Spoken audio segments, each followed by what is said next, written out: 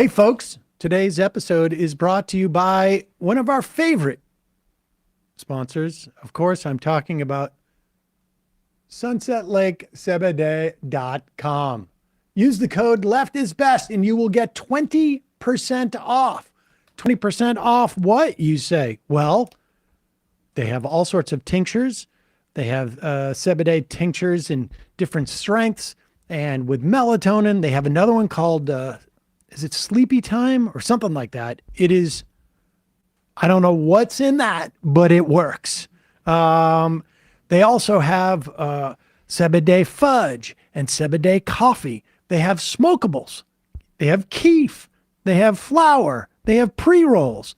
They have gummies. Oh boy, do they have gummies. They have CBD sour gummies. They have CBD sleep gummies with melatonin. They have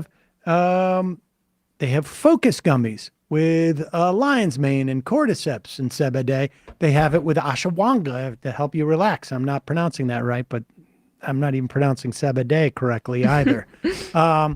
They also have CBD gummies with 1 milligram of THC and also a Delta 9 ones with 5 milligrams of hemp-derived THC with their CBD. That's for a little bit more fun time, if you will. Great products, third-party tested.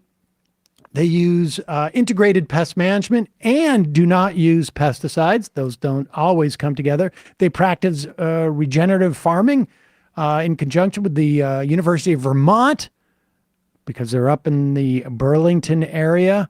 They're also great movement partners. They have donated thousands of dollars to things like Union Strike funds, refugee resettlement, Give Directly, Planned Parenthood, food pantries.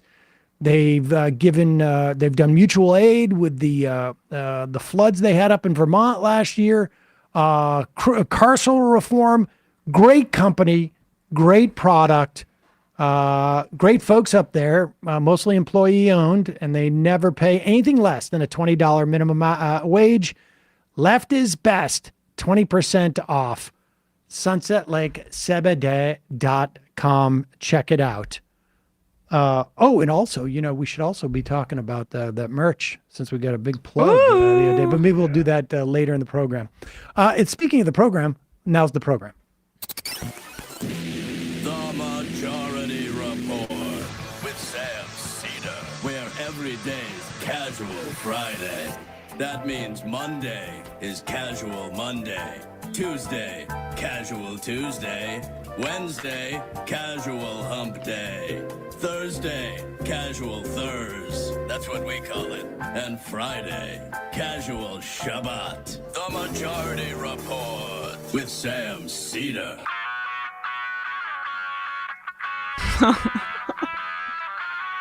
It is Friday. Good job. March 22nd, 2024. Not quite. My name is Sam Seder. This is the 5-time award-winning Majority Report. For those on the podcast, Sam's eating an apple. Don't choke. We are broadcasting live. Steps from the industrially ravaged Gowanus Canal in the heartland of America, downtown Brooklyn, USA. On the program today, from the podcast, This is Revolution, Jason Myles will be joining us a little bit later. But first, Russia, China veto the U.S. faux ceasefire resolution at the UN Security Council. Meanwhile, UK threatens Israel arms embargo. Finland to resume UNRWA funding. And we are just days away from when Israel is supposed to certify that they're going to allow humanitarian assistance to reach Palestinians in Gaza. In the House, Johnson says he's going to invite Netanyahu to address Congress. And in the midst of the attempted passage of the budget, which breaking just passed, Marjorie Taylor Greene files a motion to vacate in an attempt to topple Johnson's speakership. IMF approves an $880 million loan for Ukraine. And the Republicans show their hands. Republican Study Committee wants to cut Social Security and ban universal free lunch. Also get rid of the National Labor Relations Board and others. We'll get into that. DOJ announces its antitrust challenge to Apple as anticipated. 16 Republican attorney generals sue the Biden administration over its pausing of the federal permits for new liquid natural gas exports. That's a big deal, much of which has gone very much underreported. And lastly, New York Attorney General is getting ready to seize a bunch of Donald Trump's property. And lastly, it looks like Senator Menendez in New Jersey is a victim of the woke left mind virus against people who are gold bugs, as he announces he will not be running for Senate again as a Democrat. All this and more on today's program. So much news today, ladies and gentlemen. Thanks for joining us. It is a casual Friday. It is. It is a casual Friday. And I got a little too casual at the beginning of the show.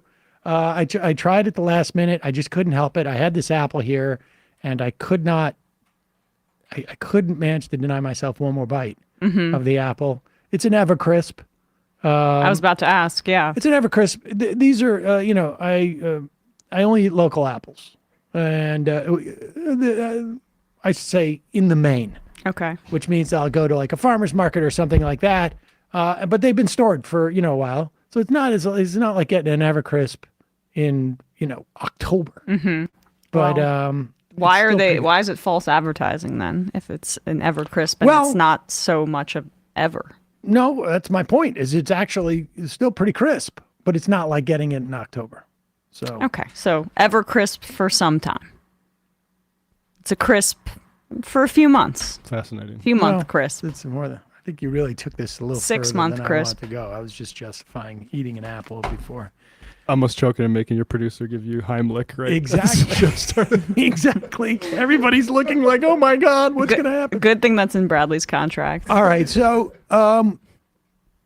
the budget, as far as I know, passed in the House. Like we just got this notice like 20 minutes ago, not even. And at some point in that process, Marjorie Taylor Greene put in the motion to vacate, which only takes one person to do. And it's unclear whether or not she requested it be prioritized because it theoretically could have been privileged. In other words, nothing can happen until that's addressed. We will check out the reporting and be talking about it a little bit later in the program today. Remember, it needed 2/3 vote, but let's save that because the other vote that just took place or didn't take place was in the Security Council this morning. The U.S. had offered a resolution that is being reported as a ceasefire or a temporary ceasefire resolution. And in fact, it's not. It is, aside from the, folks can quibble at the notion of like, is a temporary ceasefire really a ceasefire? Putting that aside, this resolution did not call for a ceasefire. Yep. It suggested a ceasefire. Now, that's an important distinction because the UN does, when the UN Security Council passes something, it is meaningful. It doesn't mean necessarily that they're going to do anything to uphold it, but it does have theoretically the force of international law. Here is a clip. Best explanation we can give you is Phyllis Bennis, who we've had on this program, but not for a long time, I think. A fellow at the Institute for Policy Studies was on with Amy Goodman's Democracy Now! And her explanation of this is probably the best one you will hear, to the extent you hear any on the mainstream press. Phyllis, if you can talk about what the U.S. has introduced into the UN Security Council, it could be voted on today, and it Pause it also for 1 what could be second. We should make it clear. This was before it was vetoed by China and Russia. Yeah. Go ahead. Security Council. It could be voted on today, and it also what could be voted on are is the resolution that has been adopted by or sponsored by 8 of the elected members of the Security Council. Thanks, Amy. You know, what we're looking at here is a lot of playing with words. What is different is the language of the Biden administration. We heard it yesterday from Secretary of State Blinken. We're hearing it from President Biden. We're hearing it from others using the word ceasefire, saying immediate ceasefire in some cases. We're seeing the New York Times is saying that the U.S. is introducing a resolution at the Security Council calling for an immediate ceasefire. That's not the case. What the U.S. resolution calls for, and we should be clear, there has not been a formal distribution of what the U.S. is actually going to put on the table for the vote this morning. There's at least 3 different versions circulating around, but they're all about the same on the critical description. It's in the first paragraph, the first operative paragraph of the resolution, uses the language of an immediate ceasefire, but it doesn't actually call for a ceasefire. What it does is recognize the importance of a ceasefire and then says, and therefore we should support the negotiations that are underway in Doha, in Qatar. These are the negotiations that have been underway for weeks. They are mainly focused on the release of hostages, as well as the parameters of a short-term ceasefire, probably 6 weeks. But the key thing is that the U.S. draft does not call for an actual Security Council call for a ceasefire. The language of the 8 of the 10 elected members of the Security Council is much simpler and much more direct. It says explicitly that the Security Council demands an immediate ceasefire respected by all parties, leading to a sustainable ceasefire. Period, full stop. The U.S. language is very convoluted. It's various versions of the Security Council determines the imperative of an immediate and sustained ceasefire to protect civilians on all sides, and then says something about, and therefore we unequivocally support the negotiations that are underway. So it takes all of the authority out of the Security Council, makes the council into essentially a group of cheerleaders for the existing negotiations that are underway, and takes away any additional pressure that an actual Security Council demand for an immediate ceasefire would have. Because Security Council resolutions, as you know, Amy, and I think most of our listeners know, is part of international law. It's enforceable. It doesn't mean that it would be enforced, but it's a very powerful signal, something that an acknowledgement of the importance of a ceasefire is simply not that. It's not. Yeah, that was my favorite explanation of it too, because it's actually quite cynical here. It's the United States thumbing its nose at the notion of international law, because it says in their resolution, while gesturing at a ceasefire and attempting, I think, to appease a global community that is turning its back on the United States and, of course, the domestic concerns for the Biden administration, using those words while undercutting the very enforcement mechanism of international law, which is supposed to be the United Nations. It's essentially in this language saying, we are the ones who still make the decision here as the brokers for these negotiations. It's really the United States and Israel and I guess the representatives of the Palestinian people within this context that are the ones who will make this decision. Well, then you don't have international law if that's the case. You don't have these kinds of standards. I mean, I think at the end of the day, it's simple as the Biden administration feeling the pressure domestically, realizing that that support for arms sales to Israel is beginning to buckle a little bit in the Senate, and increasingly. They were going to lose about 15, 20 votes. I don't know what the ultimate vote was in terms of Democrats passing this budget, but they were going to lose that for their for the budgets suspension of UNRWA funding for a year. I think this is the Biden administration more or less, doing the same thing that Chuck Schumer was hoping to do when he came out against Netanyahu, which is the dynamic. The best way to think about it is a limited hangout. Mm-hmm. The existence of even that U.S. Fake call for a ceasefire would be indicative of the pressure that's building, and give license for other places to do stuff. I mean, we're starting to see like some countries in Europe who are starting to have a weapons embargo. Theoretically, it would allow a little bit of oxygen for that, but at the end of the day, it's also designed like a limited hangout to relieve some pressure and say, we've done this. And that's why I think the reporting of it and the characterization of the ceasefire resolution that we get domestically, for the most part, has been not accurate. That it's not really, I mean, the point of a UN resolution is that it has the force of the Security Council behind it, or I should say a UN Security Council resolution. It has the force of the Security Council behind it. That means that all the major powers in the world are aligned in an agreement, and therefore it allows other countries, including those countries, to rely on that ruling from the Security Council to justify domestic measures and also to create pressure on Israel. And so this was, I think this is about the U.S. trying to let the air out of the tires. And I think that's why basically China and Russia, I don't think they care about this, to be honest with you. But it's in their national interest to put pressure on the U.S. because the U.S. is taking, the Biden administration is taking such a outlier position. Oh, absolutely. It's in their interest as well not to, it's in their interest to essentially show and not give the United States an out here and say that like this resolution is sufficient, because it's not. And those language differences are important.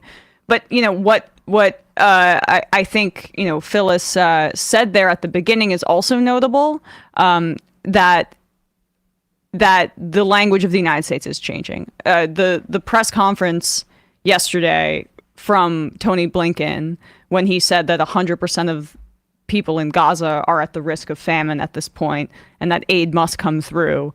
Look, I'm looking for anything I can grab my hands on here to hopefully save some lives, but it was a much more aggressive posture, significantly undercut by him this morning, shaking hands with Netanyahu and smiling for the camera. But still, the United States is inching towards something a bit more reasonable here. It's just how many Palestinians will be massacred and starved to death before it happens. Yeah. We'll also talk about where we're at in terms of the famine that is going on there and the implications of that in just a moment. But like America, China could break off a trade relationship if they really wanted to put the screws to Israel. And, there's a multitude of things that we could do that have there is no guarantee that whatever the United States did would influence Israel's actions or Netanyahu's actions.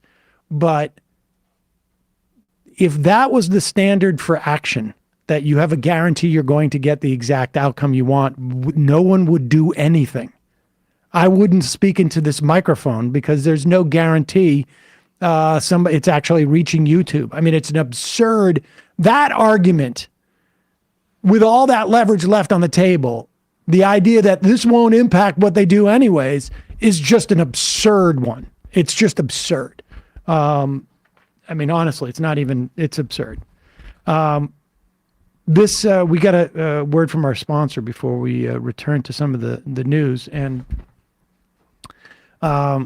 very appropriate. Today's sponsor is Calm, asking the question, do you ever feel like your brain is on overdrive and your mind is constantly racing? Mm-hmm. Everyone Yeah. in here is sleep It's in deprived. recovery mode sometimes. The plans, worries, and to-do lists are never ending. Maybe you're really upset about the news. Hypothetically. Hypothetically, of course. Calm can help your mind take a break from the noise by softening anxiety symptoms in the moment and helping you cope with day-to-day stressors. The Calm app puts the tools you need to feel better in your back pocket. If you go to calm.com/majority right now, you're going to get a special offer of 40% off a Calm premium subscription, and new content is added every week. Calm is the #1 app for sleep and meditation, and I'm trying to use it for meditation.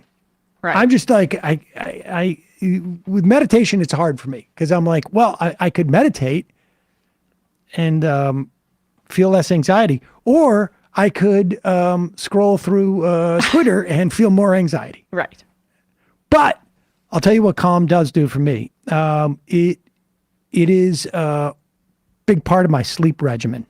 They got sleep stories that put you to sleep. Well, I mean, you fall asleep. It's not quite ASMR, but it's like ASMR. I find is creepy, but the sleep stories are relaxing. interesting and relaxing. And the thing about Calm is it recognizes that everyone faces unique challenges in their daily lives. Mental health differs from person to person. The amount of time and the times that people have for meditation can vary. Calm strives to provide content that caters to your preferences and needs. Their meditations range to fit your needs each day. They have ones about anxiety and stress. They have some that are about relaxation and focus. They have meditations to help you build habits and taking care of your physical well-being. They have sleep stories with hundreds of titles. Sleep meditations. They have calming music. They have expert-led talks with tips on things like how to overcome stress and anxiety, or how you deal with grief, improving your self-esteem, caring for relationships, and many more things. Calm can help you dedicate just a few minutes each day to reduce stress, improve your focus, and increase your overall well-being. The Calm app puts the tools you need to feel better in your back pocket. If you go to calm.com/majority, that's CALM.com/majority, you're going to get a special offer of 40% off a Calm premium subscription. Like I said, new content is added every week. Stress less, sleep more, and live better with Calm. Again, for listeners of the show, Calm is offering an exclusive offer, 40% off a Calm premium subscription at calm.com/majority. Go to CALM.com/majority, 40% off unlimited access to Calm's entire library. That's calm.com/majority. We'll put the links in the podcast and YouTube descriptions, as well as on majority.fm. We'll talk about the merch endorsement we got a little bit later. But I just want to go back to, and good for Christine Anandpur. I mean, she's like, at least doing interviews and getting people onto the air that I feel like in many parts of the U.S. media we don't hear from. And according to the reporting from The Intercept, was one of the CNN reporters who confronted management about their bias in their coverage of Israel's genocide. And she is senior. I mean, she's been there for a long time. She can throw her weight around. Yeah.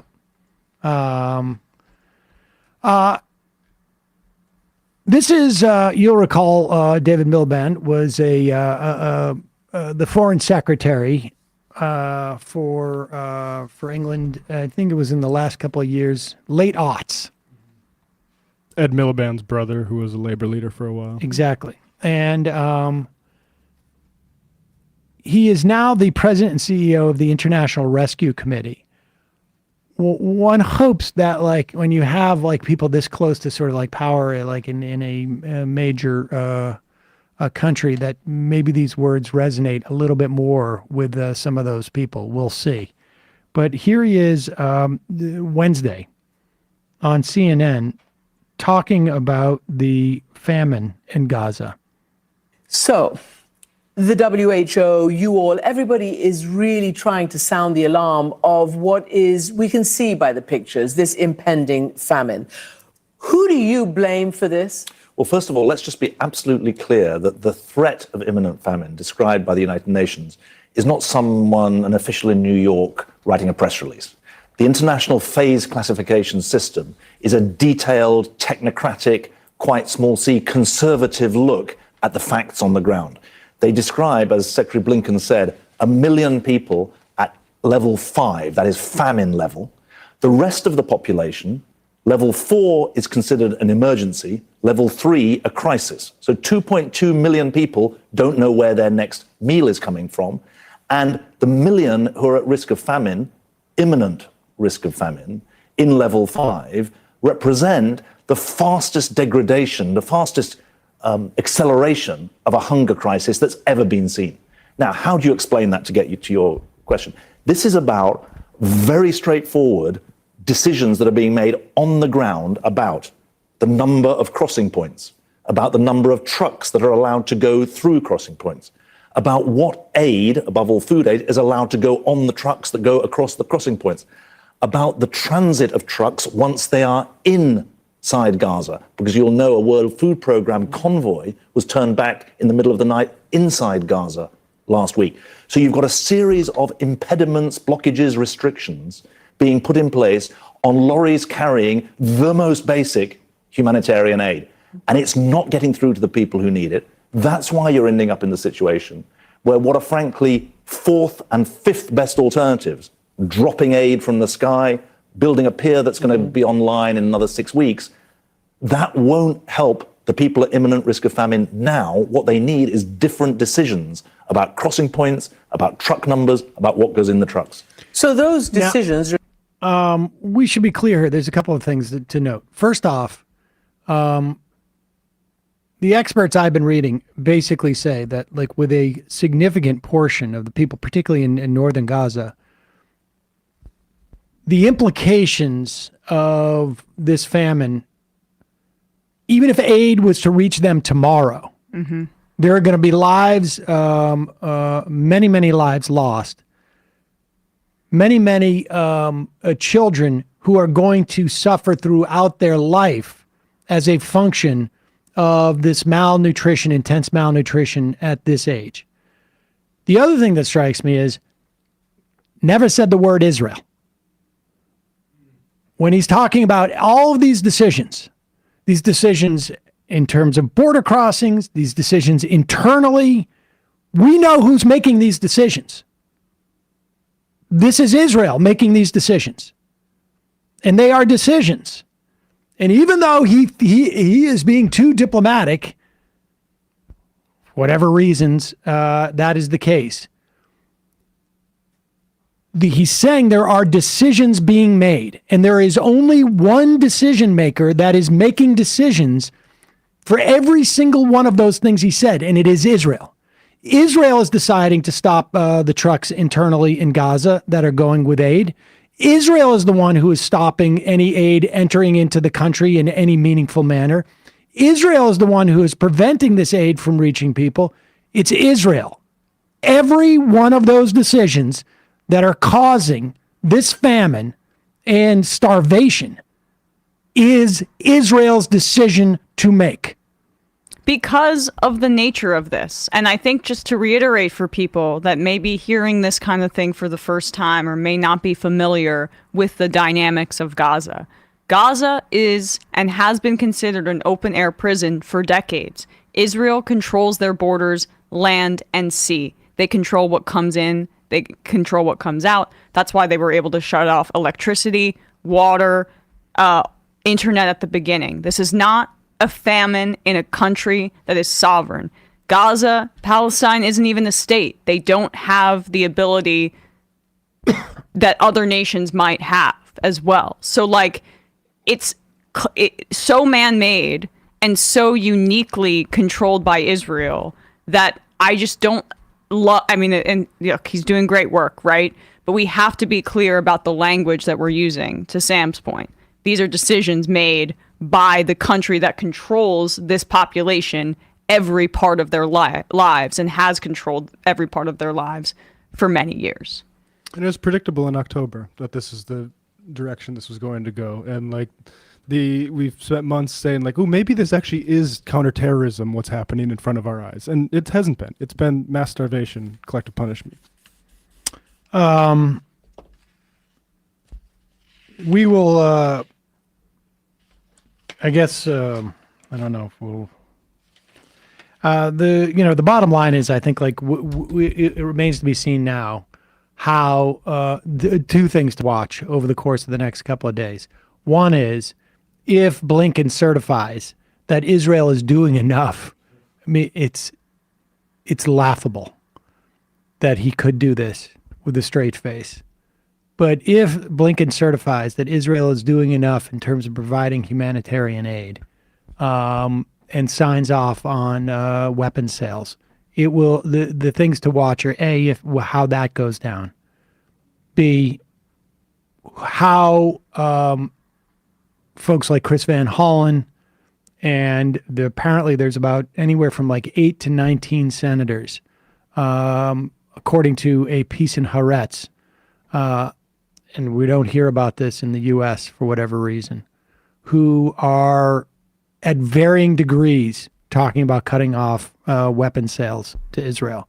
That is one thing to watch carefully over the next couple of days. And then two, how the U.S. responds to this veto in the UN. If the Biden administration uses it as like, our hands are tied, we tried for a ceasefire resolution and it's Russia and China's fault, then you'll know that they are wrapping this up. In terms of their efforts to slow Israel's roll.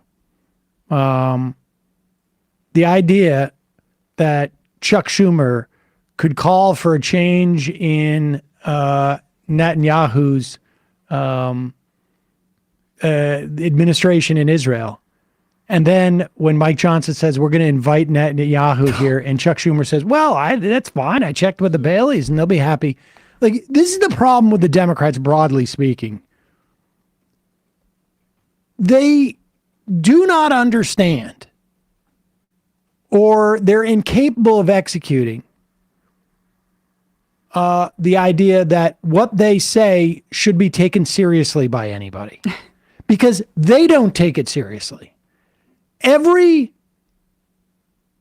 junior high school student who has taken any type of like government or politics or class, to the extent that they have, understands that when you allow someone to come and address a joint session of Congress, or even when you invite them to come and meet with the president so that they can get some photos, that it is a benefit to them domestically.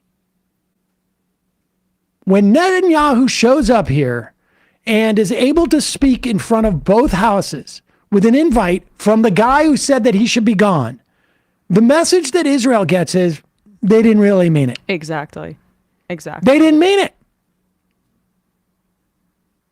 Of course they don't mean it. What if our actions have demonstrated? I mean, it's just like, we won't cut off aid. Like, who does Chuck Schumer think he's fooling?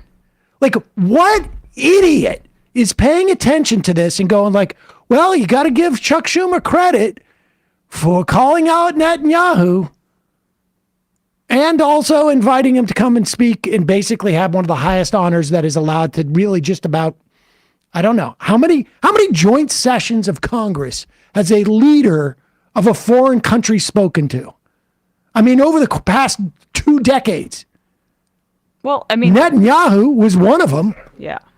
But I mean, how many others? Our relationship with Israel is not one that is like normal in terms of diplomacy. We are the butler for Israel's colonialism on the international stage, and we ate it. I mean, just in these like Financiers. in these little minute ways too, with the language about warfare and offensive, and even ceasefire. You know, I'm the movement for a ceasefire is wonderful, but even that concept, like as if this is a symmetrical warfare Continued Nakba. between these two parties that have agency, as opposed to a wholesale slaughter of civilians. Wikipedia calls it the Israel-Gaza war.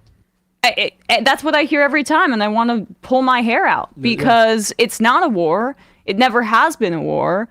The Hamas attack was a response to the systemic rolling violence of Israel taking this territory for decades.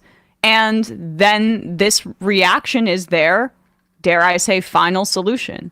And I can't, it's fascinating to me to see how slow people are to realize that having a guy like Netanyahu come and speak, historically, what is that going to look like? He's going to be spoken about in the way that we speak about all of these other major leaders that have committed genocide in our world. I mean, this is one of the most evil people on the planet right now. And this would be the fourth time that Netanyahu will have addressed a joint session. The last time was in March of 2015. As of then, I don't believe this has changed. But Winston Churchill was the only other former leader to have addressed a joint session 3 times. Who also was exterminationist Zelensky. against Palestinians. But. Zelensky had a joint session address. And I mean, this is a big mechanism to show support. Yes.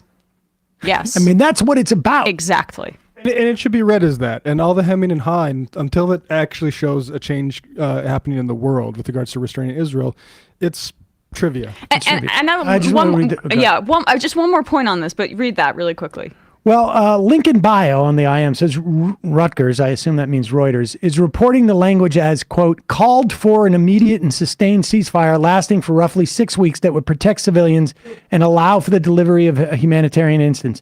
So why cover an activist before it was introduced? America bad? Well, ding dong, you have proved our point that the way this is being reported in the American press is deceiving. And I'm assuming you're asking this in good faith, but I'm just doing that for the sake of argument.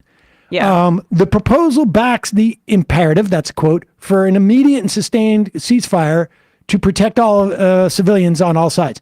The imperative, which differed from previous draft resolutions vetoed by Washington, which demanded an unconditional ceasefire. If you know anything about international law, you know that it doesn't really exist, right? It is really just sort of like more of like a compact. Yeah. And the difference between demand or saying it's really important, even it's the most important thing that can be done, is dramatic. Demand is an order. Imperative is a suggestion. And it is like the difference between me saying to my son, go clean the dishes versus, hey, why don't you clean the dishes? Because when I say, why don't you clean the dishes? He goes, because I've got other things to do. Yeah. And okay, so to your point, just really briefly on the Democrats' political malfeasance here, like, or incompetence as well. What would be incredibly useful would be to tie this genocidal maniac Netanyahu to the Republican Party. To the Republican Party. The public opinion's not going to go up for Israel. It's precipitously going down. And it will, especially among young people, it's gone. But it will continue to do so as we get real numbers. Like, we have no idea how many people are dead.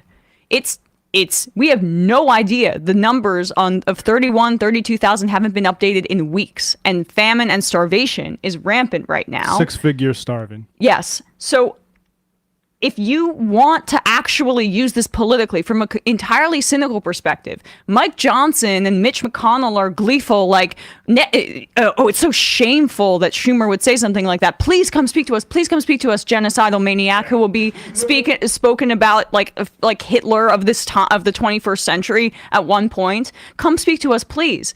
And public sentiment is rapidly changing. Why would you not tie Netanyahu to the Republicans and say, this freak, these Christian Zionists, they're insane. They want the Jews to return to the Holy Land to fulfill some prophecy where a majority of them get burned up and Jesus comes back again. They're psychopaths. Like, and you don't even need to go that far, but basically say this is what these freaks support. This is a difference. Well, I mean, Biden's not going to do that because he doesn't want to. I mean, because he's allied with Netanyahu.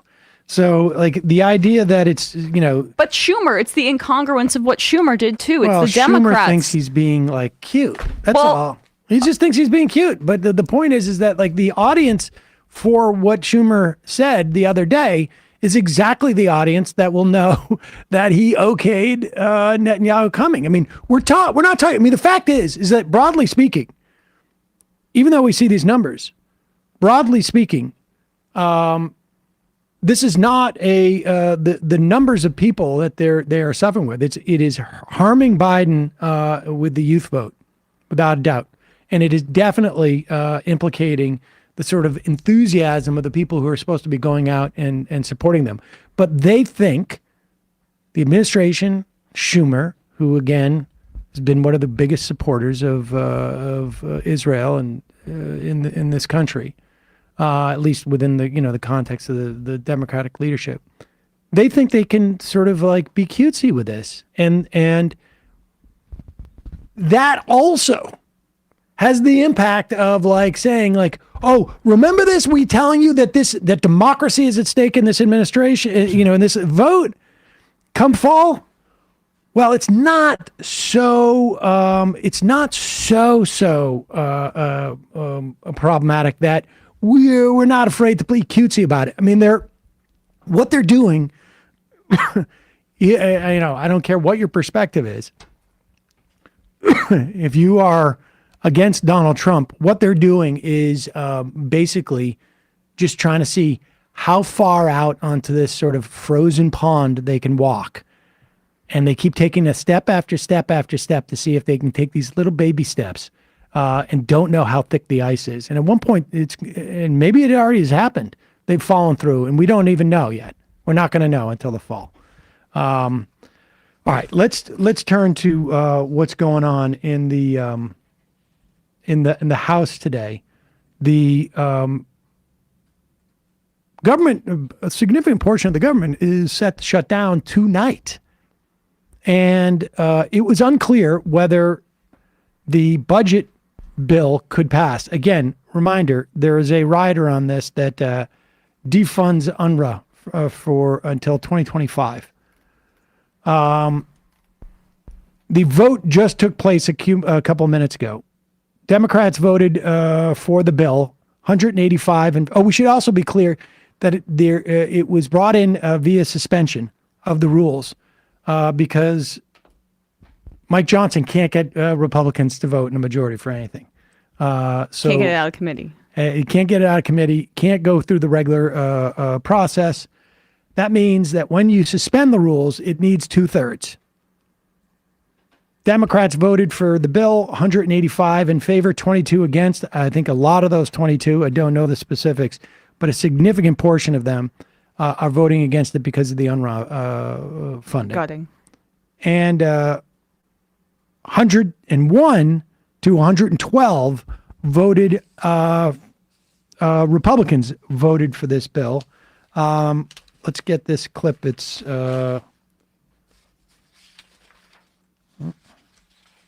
Which one are you thinking of?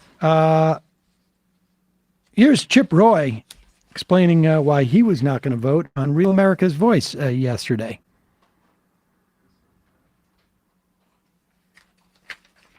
Republican leadership refuses to use leverage to fight for those things. Look, you understand deal making. Former President Trump understands deal making. You can't get everything you want. None of us would say you can. But dadgummit, we should get at least something significant in the fight. We should use our leverage. And Mike Johnson blew it when he walked away from a continuing resolution that we could have extended through this year to trigger the caps that we had put in place last year. And we would have forced Democrats to the table and then leverage this. The other thing he could have done, pass a CR today that kicks this into May, trigger Thomas Massey's 1% provision. Then you force Democrats to the table and say, guys, we're not going to do any of this unless we actually secure the border. But now we're getting yet another promise. Trust me, Chip, we'll secure the border when we do a supplemental on Ukraine funding. Look, most of your audience doesn't want another dollar to go to Ukraine at all. Republican leaders. All right, so a couple of points here. One, it's tough for them to argue they want border funding because they rejected that already. Also, this has increased Department of Homeland Security, border security, and enforcement funding in it. And Trump would never allow Chip and his friends to vote for the border security. But the other is this. The 1% across the board reduction in spending would hit the Pentagon. And because the Pentagon gets so much money, 1% is a significant sum for them. I think it's like, what would that be? Like, we get $900 billion approximately. So we're close to $1 billion then. Yeah, close to right? Close to is it 900 million? That is. Just get me the exact number on the budget number, but it's way up there. I don't know what 1% of that is, but they don't want that 1%. There's a lot of Republicans that do not want those cuts as well. There's certainly some Democrats, but I think at least you'd get close to 50-50 on Democrats being like, well, that's a trade-off. It would hit discretionary spending as well. Nobody wants that 1% across the board. And also, incidentally, it's the dumbest way to possibly budget for anything. And everybody knows that. Really shows the fascist capture of anti-war sentiment to like, a lot of people are opposed to Ukraine aid. And what is the reason? It's like this idea that we're not doing enough fascism on the border right. With the money instead. Right. Oh my God. My math must have been very, very dumb. 1% of 900 billion is 9 billion. So thank you, Kevin from Cali. Well, I should not ever offer to do math on the fly. That is not. Know your strengths. And of course, the Pentagon has, or I should say, defense spending is spread out in almost every person's district around the country, and they don't want going into an election to have all of a sudden all these jobs cut because of these cuts. All right, and then this happened. Marjorie Taylor Greene. We don't have a video. We just have a tweet. Okay, here's Marjorie Taylor Greene. And at one point during, I don't know if it was during the debate or exactly when, Marjorie Taylor Greene basically puts a motion to vacate and wanted to basically, here she explains why she did it.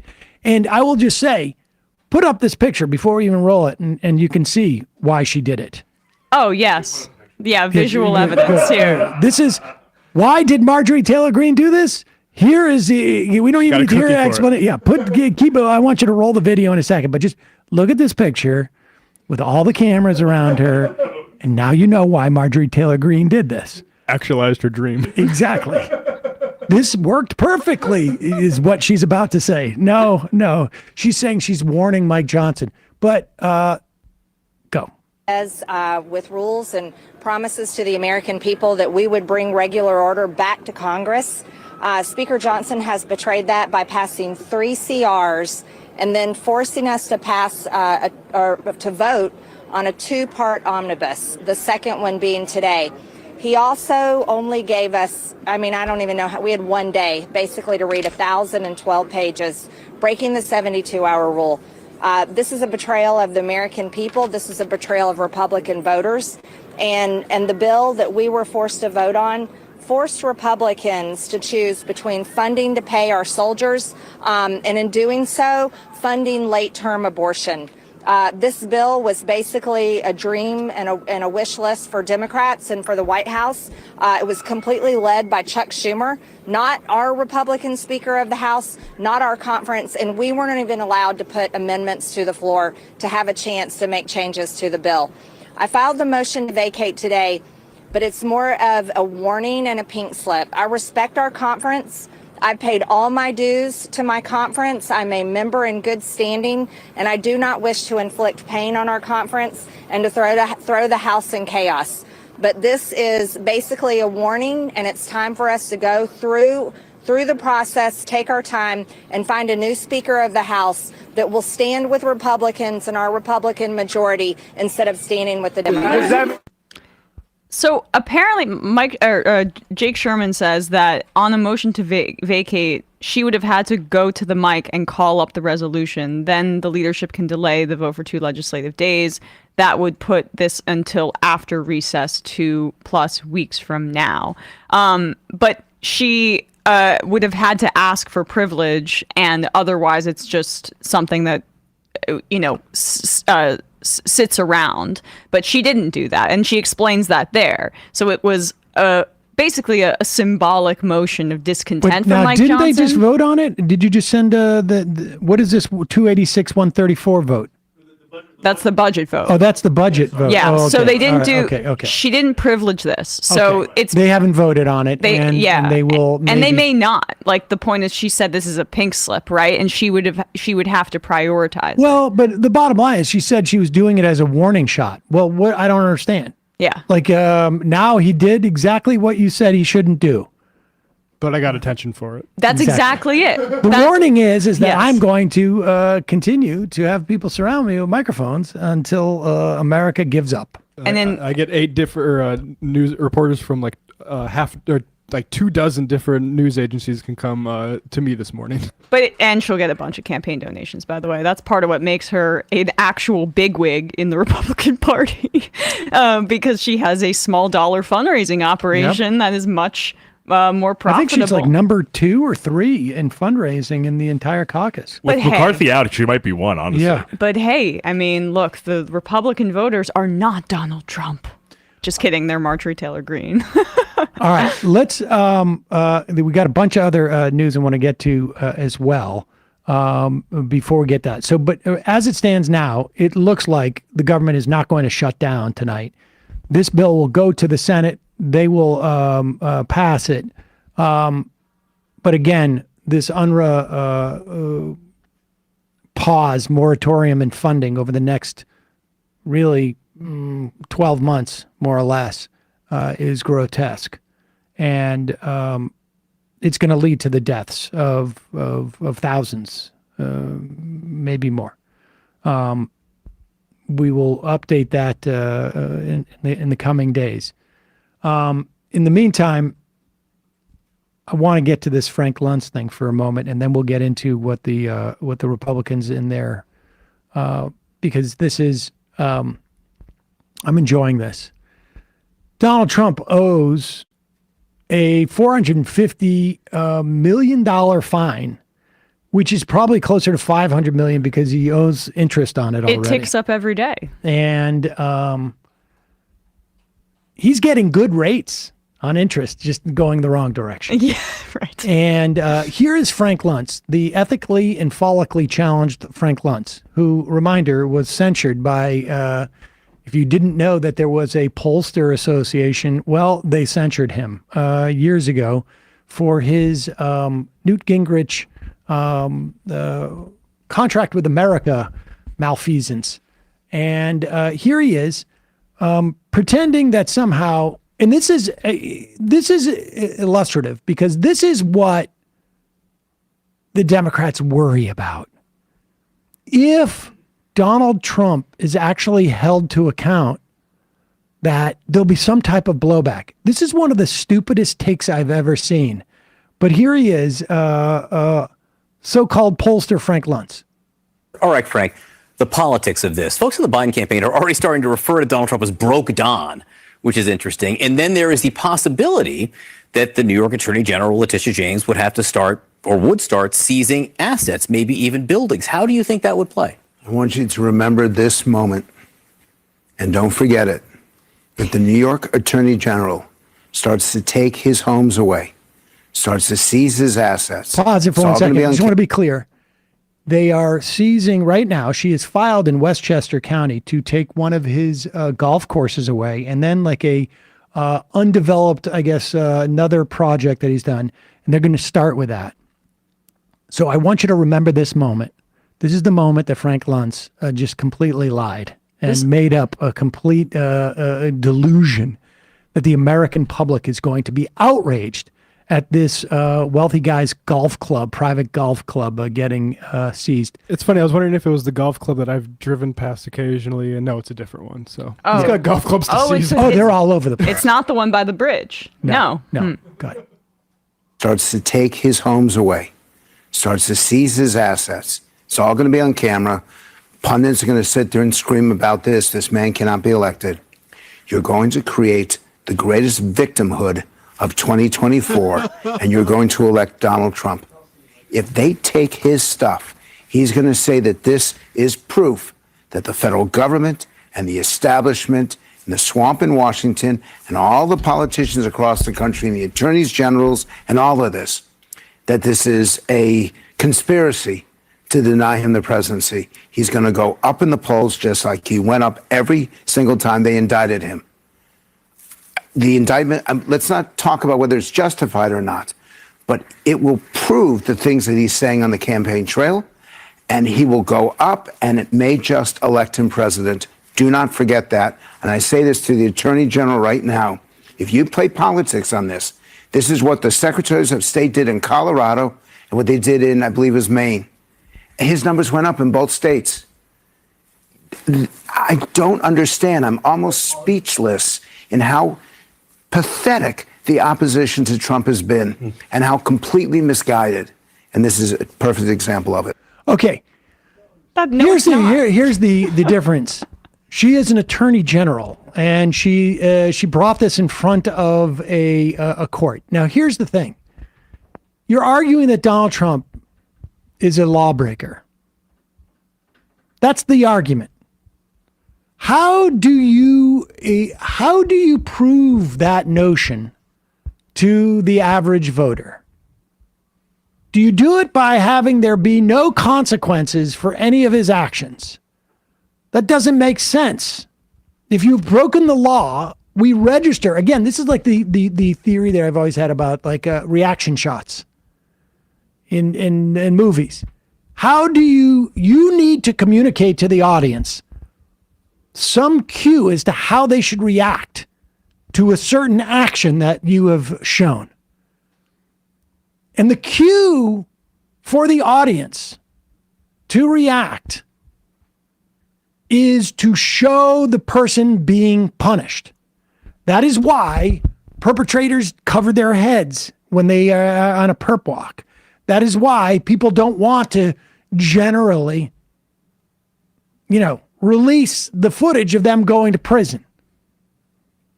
And the idea that Luntz has, it is true within the Republican Party. He went on to raise his poll numbers against Ron DeSantis.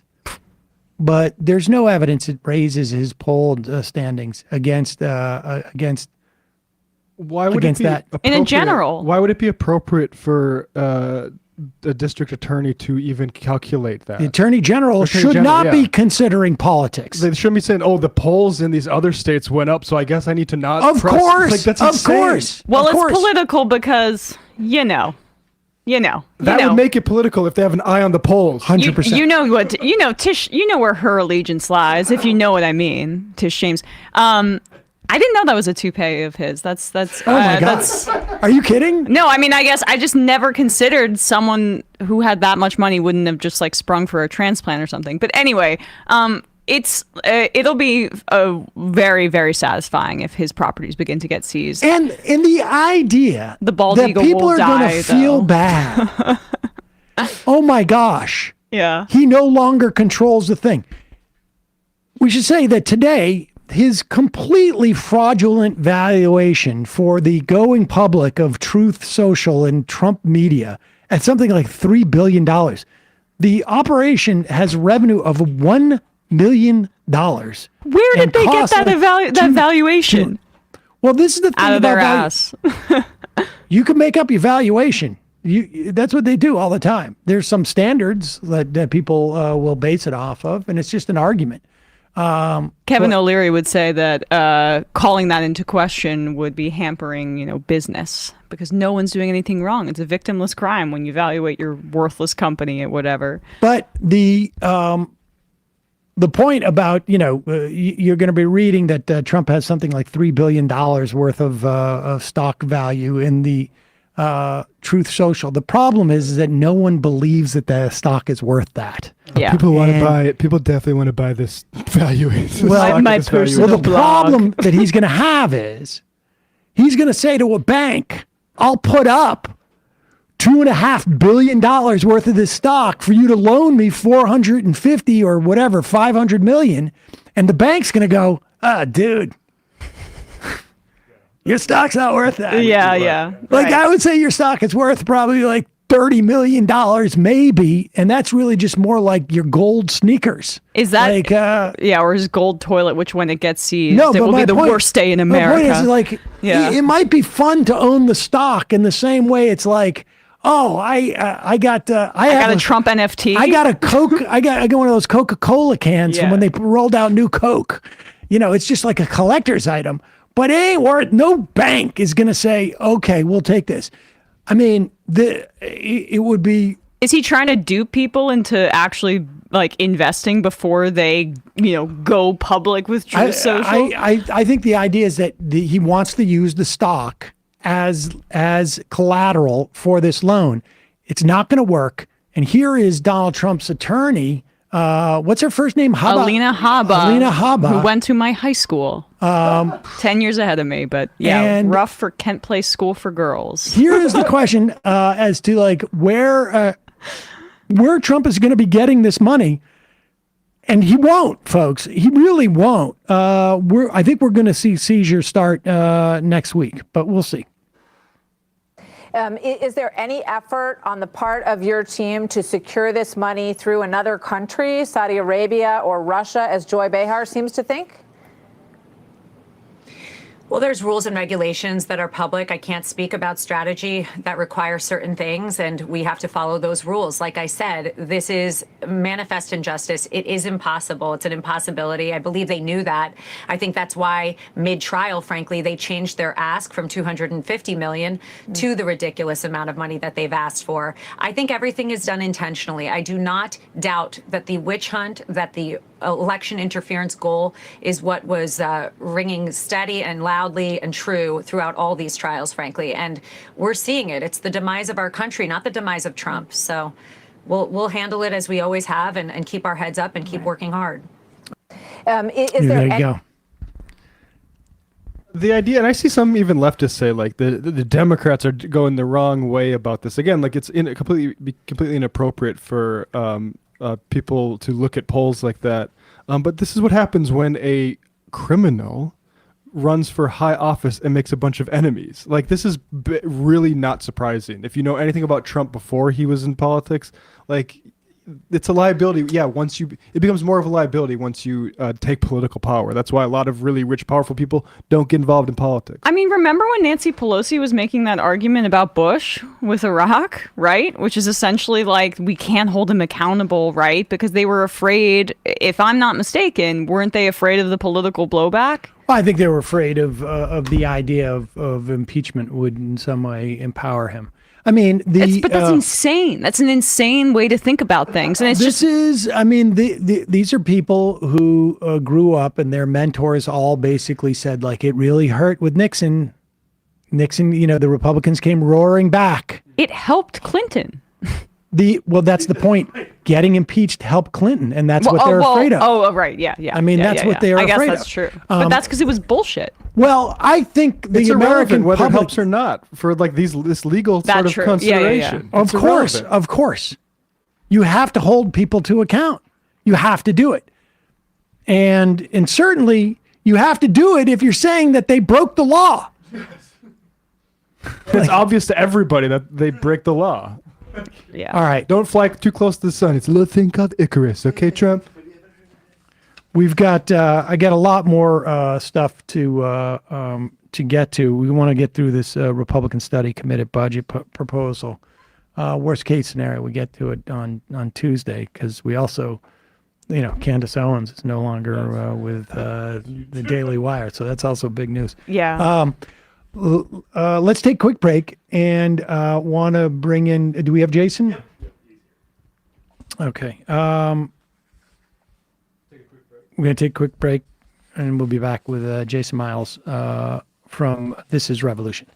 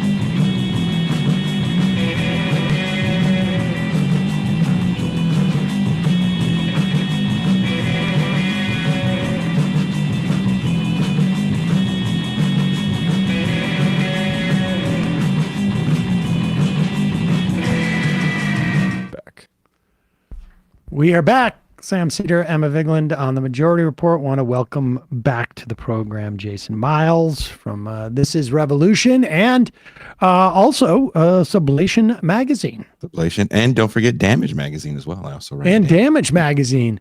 Jason, you should first off know that Kowalski from Nebraska is very proud of you, and I'm unclear why.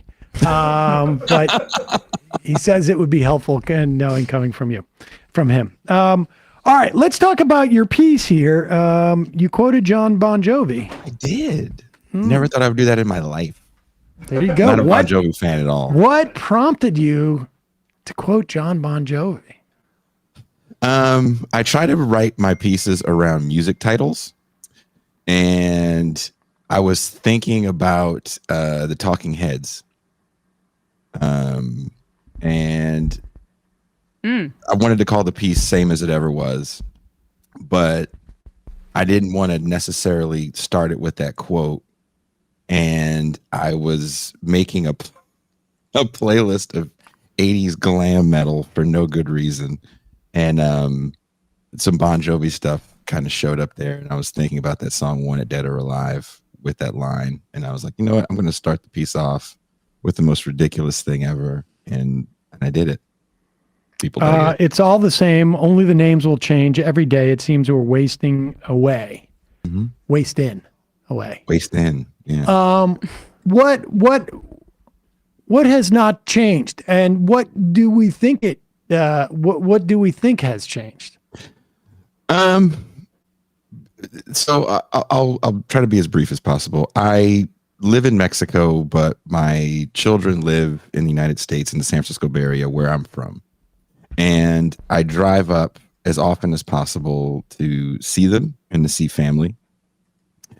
And there's a part of California that I get stuck in where my phone dies and I have to listen to conservative radio for a few hours. It's in the central part of the I-5 drive, and it happens every time. And I've been consuming an obscene amount of right-wing content. And who are you listening to these days?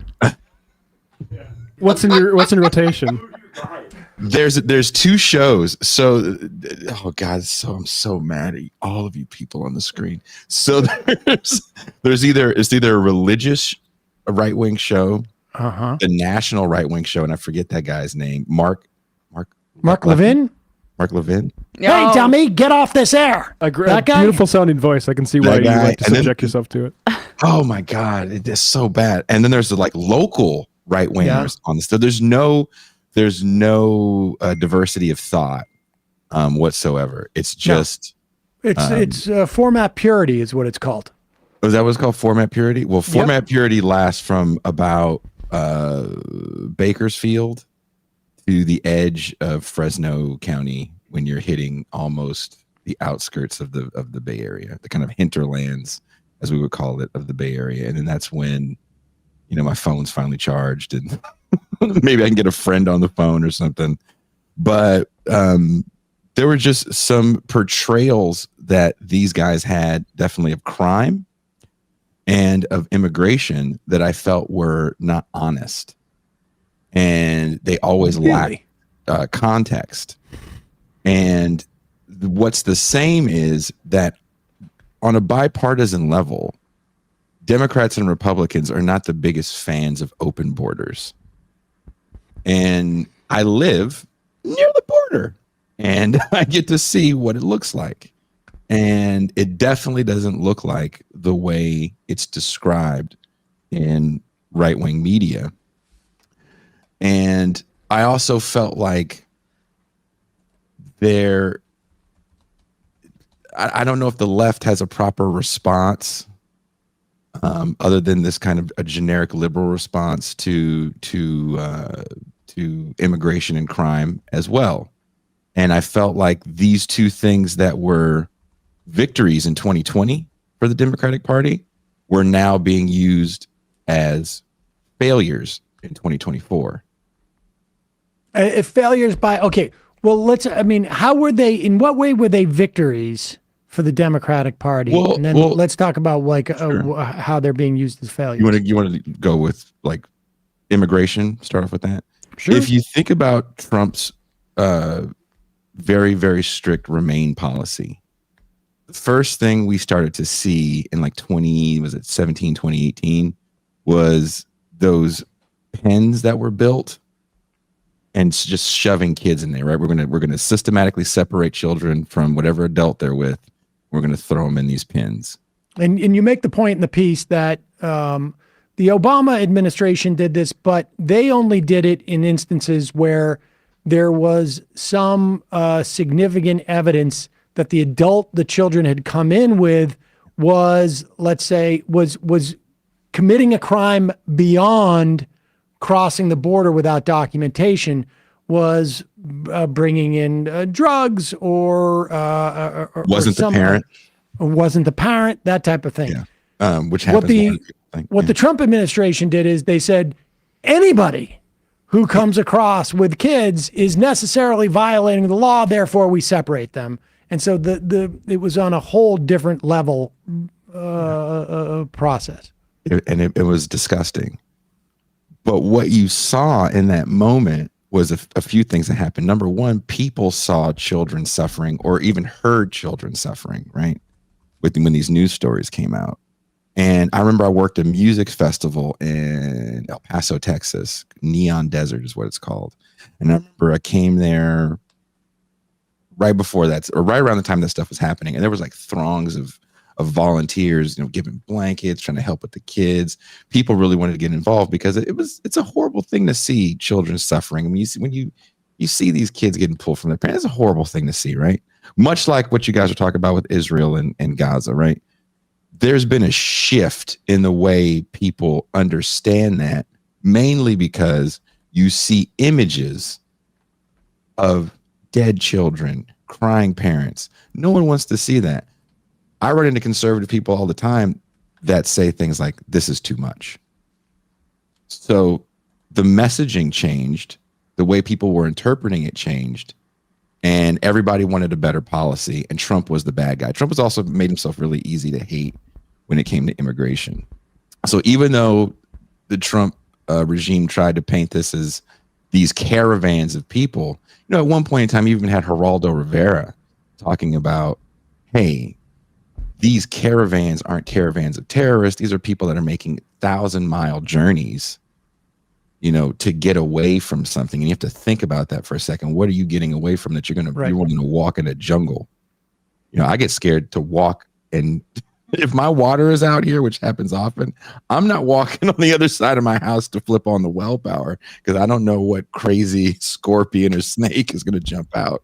So you're talking about people that are, crossing jungles and deserts, to leave bad situations. They're not just doing that because they're terrorists or they just want to, take your job, quote unquote. They're trying to, flee bad situations. They are, refugees in every sense of the word. And for a moment, there was a consensus that accepted that. You started to have these things called sanctuary cities, right? Where I'm from in the Bay Area, definitely declared themselves a sanctuary city. Chicago did some really great fights to make their city a true sanctuary city, which means you're not just saying it in rhetorical name, but you're literally saying we're not going to turn over information to federal authorities. Yep. And there's only a few places that really did that. But that narrative has started to change. And there was a strategy that Trump tried to do, but even his people were like, I don't know if it's legal. And that was, what? F these quote unquote liberal cities, and let's drop off just busloads of migrants and see how they like it. That doesn't happen until, was it like 2020? And Abbott, we just did a show with the great Cedric Johnson Tuesday, where we talked about what's going on in Chicago, where they've dropped off 80,000 people. These are human beings in Chicago, and it's caused a bit of an uproar with the Black community because now the way it's being presented is a fight over resources. Yeah. So where immigration was a winning strategy because you could point at the bad guy that's doing the bad thing, even though bad guys are still doing bad things with human beings. Is it the winning strategy this time around? I don't think so. Well, I mean, there's a couple of things that strike me. One, there was a lot of data that showed that Trump was polarizing enough that people became far more, they saw immigration, race, other issues within this sort of like paradigm that was either, if it aligns with Trump, then it's bad. If it is contrary to Trump, then it's good. And we saw people do that, right? I mean, we saw that with, the Muslim ban. We saw that with a bunch of different things. And you're right in terms of the immigration thing. And it seems like the Democratic Party has decided to wave the white flag and move closer to that sort of anti-immigrant position, right? I mean, that was what that basically that border proposal was by Biden. So what are we talking about here? Is this a problem with the parties or a problem with the American public? I mean, I think the American public dissects information the way it's presented to them, first and foremost. And I think we have to understand that. I think, everybody likes to just yell out Chomsky manufacturing consent. It's like, I get what you're trying to say, but, also understand, how are you taking in the information that you're consuming and how is it being presented to you? And then how does that information try to change public opinion? So again, let's go back to the before 2020. Public opinion is kids in cages bad. But we're not really still talking about immigration and how we like it, because ultimately both parties don't really care. They love the fight, right? Both parties love telling you how many people they've deported. I don't remember if I quoted it in the piece because I did read quite a few articles on that because I wanted to kind of go back to that time.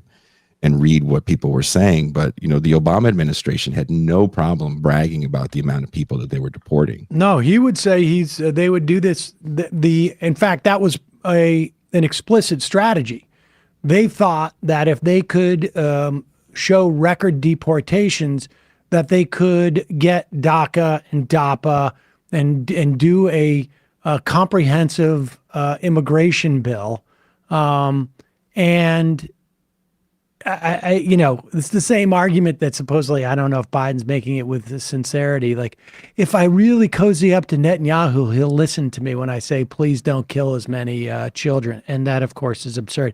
I almost don't even think. I think the Obama administration was sincere in their thinking that was going to work because they were so captured by that sort of democratic mind virus. But at least they had DACA, right? Like, at least the Obama administration was gesturing later in the administration, when they realized, like, oh, wait a second, we don't have anybody to negotiate. You know, when he was a lame duck, he started doing more administrative stuff and more executive actions. But my point is just that Biden is only proposing more militancy at the border compared to maybe there was more of, I think, a sensitivity to wanting the Latino vote from the Democratic Party with Obama than there is with Biden. That's just my read on it. But you know, DACA is a complicated situation because I don't think people really understand that there's not a lot of pathways to citizenship within DACA, and there's tons of limitations. And even if you look at what's going on in California, there was going to be a bill where undocumented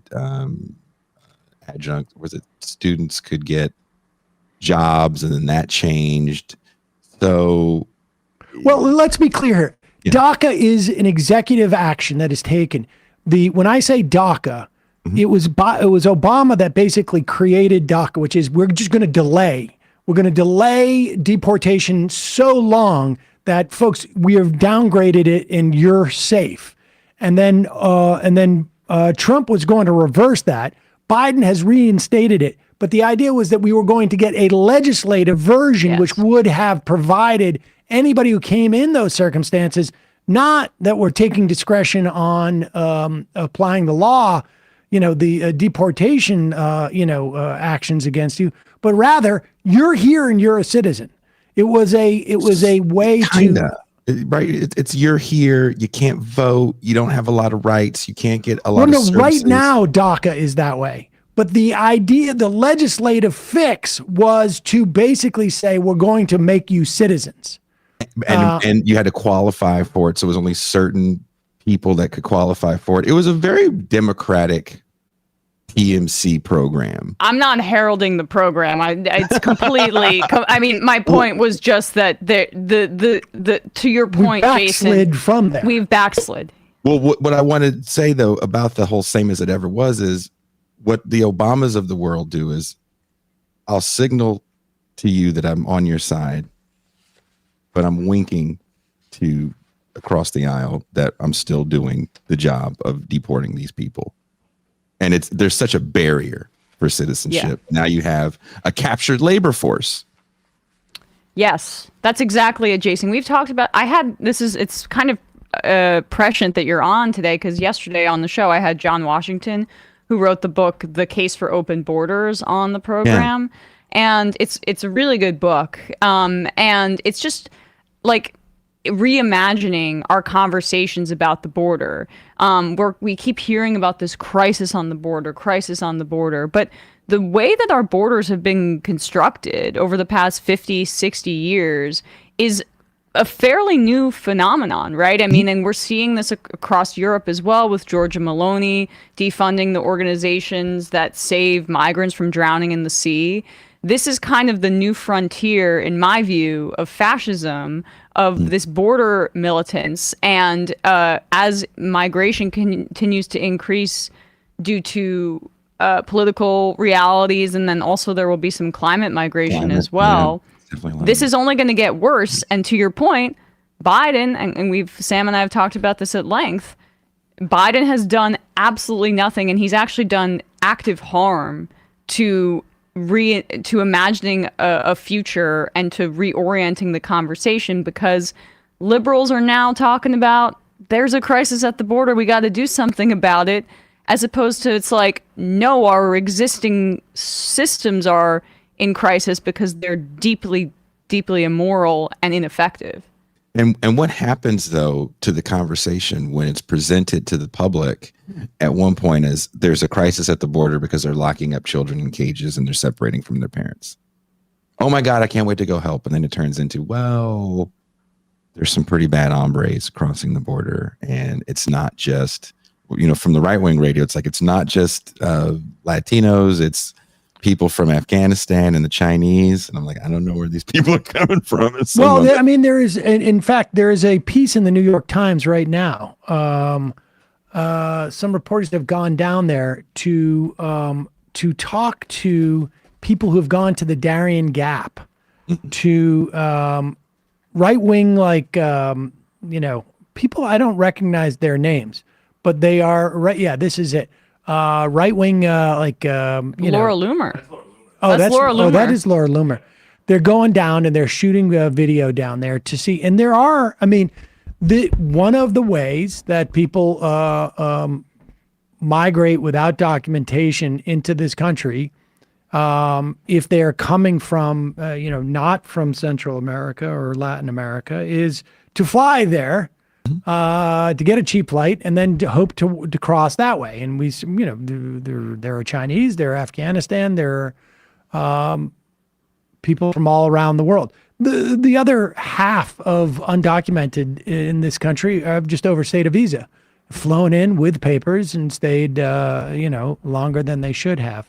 But so what? What can be done here? And you also draw a parallel to the defund movement. Oh yeah, you're right. And of course, we're seeing crime drop precipitously right now. But and we're seeing that the rise in crime was supposedly a function of all of the defunding that took place. But you wrote, while numerous city governments agreed in principle to decrease police budgets, the defund movement was always a neoliberal project. It was never reimagining of policing, but simply moving a decimal point on a spreadsheet. Fewer traditional armed cops for social workers and more mental health professionals, ultimately a nicer police force to tell the unruly and unhoused to move along, maybe provide a service, but these unarmed people would be able to move the blight and poverty without all the sirens and in some cases guns. And then you go on to cite only 2 of 100 police departments that ABC studied had actually decreased their budgets. But everywhere else it went up. 2 things. One, why? In what way was the defund movement only a neoliberal project? Because I'm not sure I agree with it. We're not talking about reimagining law enforcement, even though that's kind of how people wanted to frame it. We're really talking about taking people that don't work in the law enforcement sector, which are mental health professionals, and now treating them like law enforcement. We're just replacing you, number one, calling you a different name. We're going to move a decimal point over on a spreadsheet, right? That's really what it was about. But is that true, though? Because I think the idea was, let's narrow the portfolio in the statutory portfolio in which police can respond. So, there will be rules. We don't send, for instance, police to, check if there's a gas leak. We don't send police if somebody has a heart attack. We don't send police if, name some other services where we don't send police. And the idea would be, we're going to take some of the circumstances where we do send police and not send police, send other people. But they're acting as police, though. Well, but you're talking about heart attacks and gas leaks. We're talking about, let's say, spousal abuse. These are common calls that law enforcement gets. Well, I think the idea was if there is a question of someone who is acting strangely, instead of the police getting called in that situation, or even saying do we need guys with guns to do traffic violations? Maybe we don't. Maybe that cuts down on the violence and it cuts down on what the agenda is. The idea would be to change it from a situation where things could be violent to a situation where we would add social services. Again, it ends up being like CPS, right? That's who you call when there's a kid problem. And CPS is pretty much the kid police. It doesn't sound fun, but that's what they are. It's a rough job. I've known people that did it, and I know people that left it. It's not fun. Right. And I worked in services. I worked in unhoused services and lived amongst them for a long time. Lived in a van for a minute myself. So if there's anyone that understands potential overreach of law enforcement, I think I do. I was talking with a friend who also works in services. We work at the same shelter and we went to school together. Good friend. Someone got murdered on her site, and it wasn't by law enforcement. It was by bounty hunters. She didn't know. So they were cops because they had to get all buffed out, all the stuff out, and they were all jacked up. The dude had a warrant. You know, he skipped bail, obviously. Wasn't the best, but no one deserves to be executed, right? And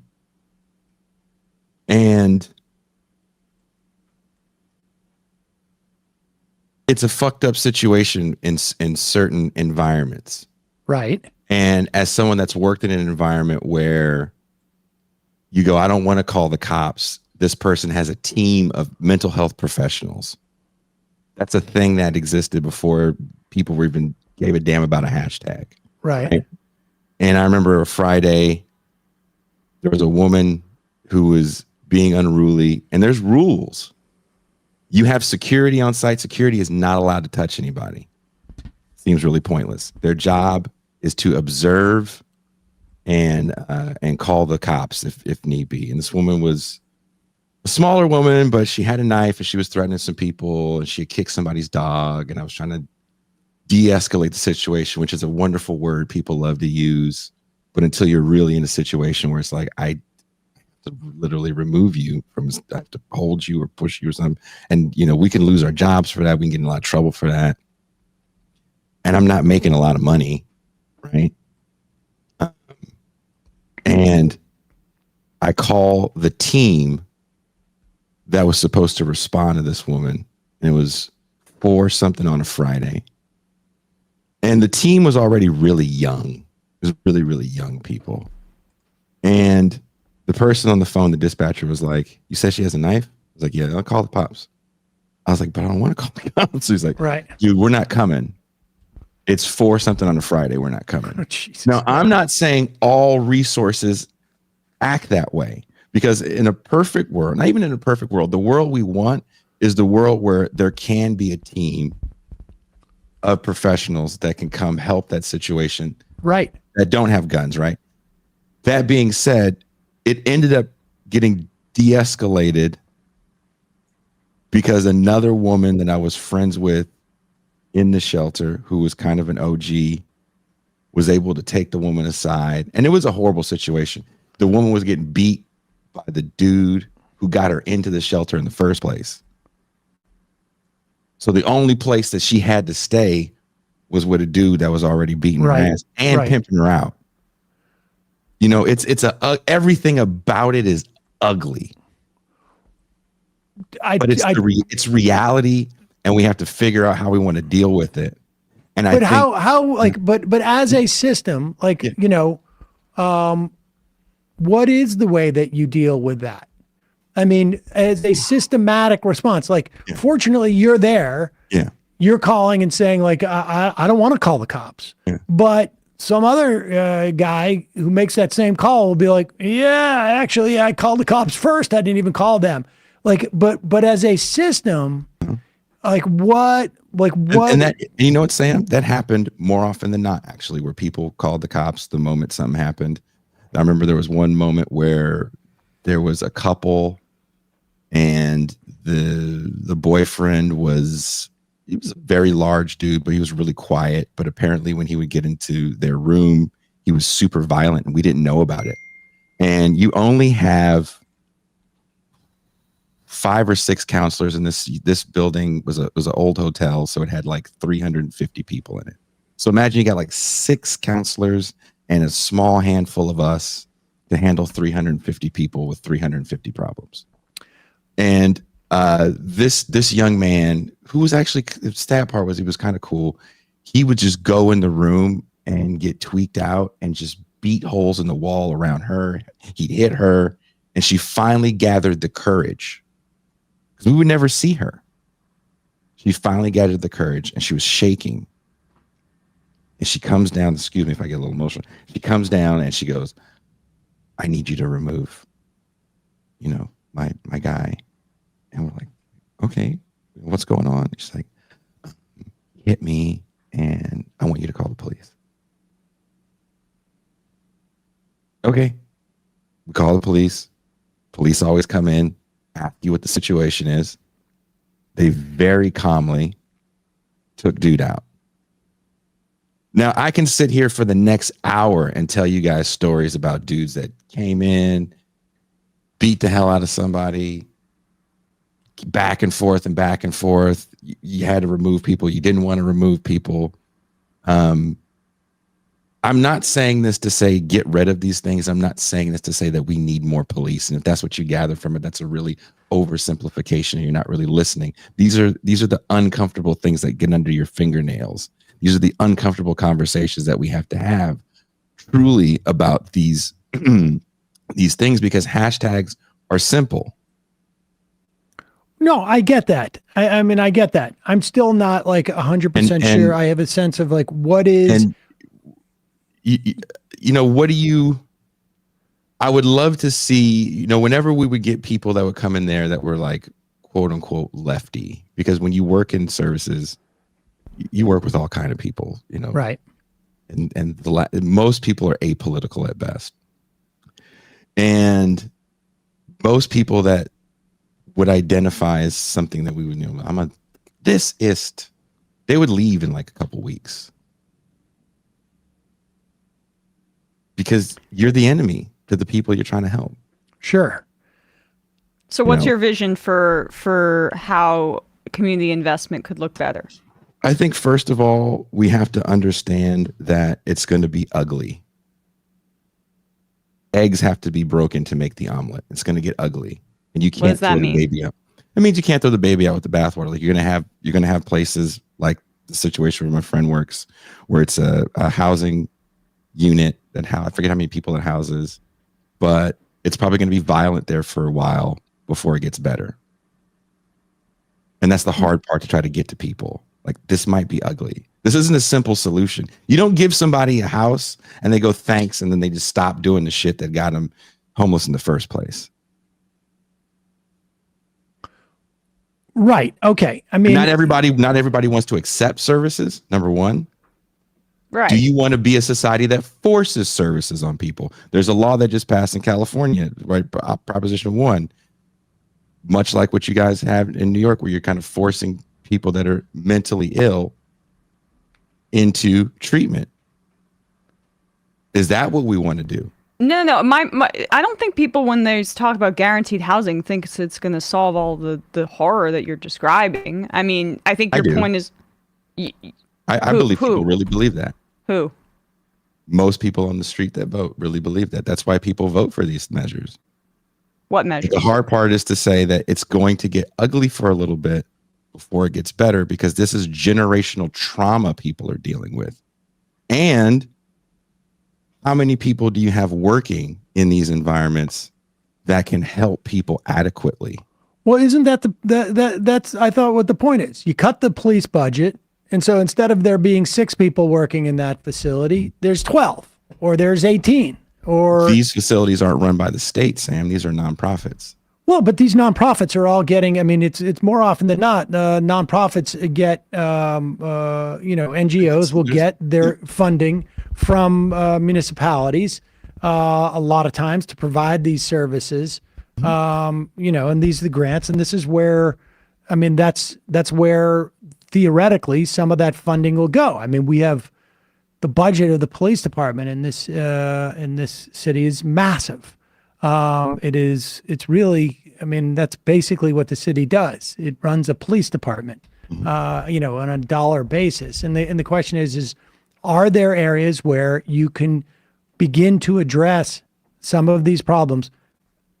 And there's no panacea, right? I mean, like people have problems but can you both sort of like intervene before these problems get exacerbated, and also deal with those people once they have dealt with these traumas and are trying to sort of get past or moving past. I mean, the idea is to intervene in a way that is more targeted to the problems that exist in these communities of people.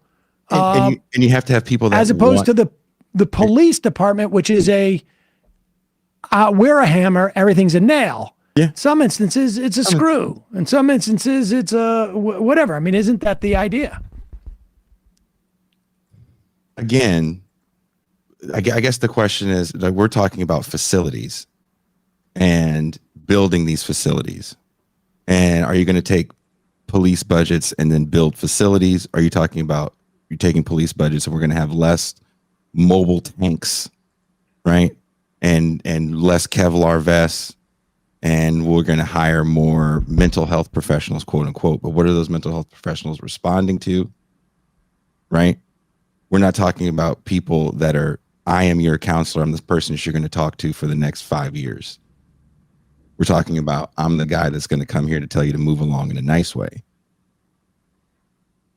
I'm going to respond to the subway. We had it with our subway system here in the Bay Area. We're going to have mental health professionals instead of law enforcement. But it's like, well, they're doing the same thing in a nicer way. Connecting me with services is handing me a card. You know what I mean? I mean, I think there are processes that work better than others, and I think that but I think that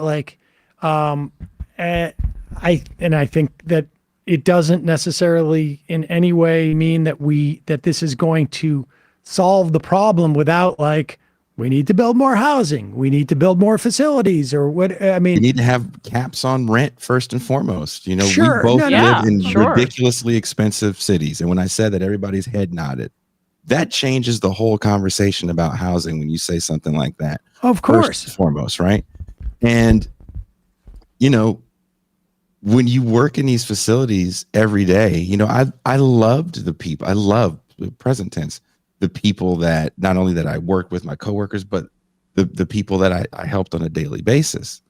And, part of me feels like bad sometimes because I did leave it to do this. Sorry, I'm going to get a little emotional.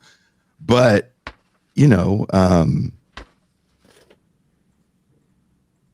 you're up against a lot of walls. a lot of burnout in there. I wasn't burnout. I can deal with that. I'd much rather, this is going to sound stupid, I'd much rather deal with the chaos of the shelter than the internet. I'd much rather deal with those people telling me to F off all day than, ass maggot 45 telling me that I'm a stupid lib that doesn't know anything, right?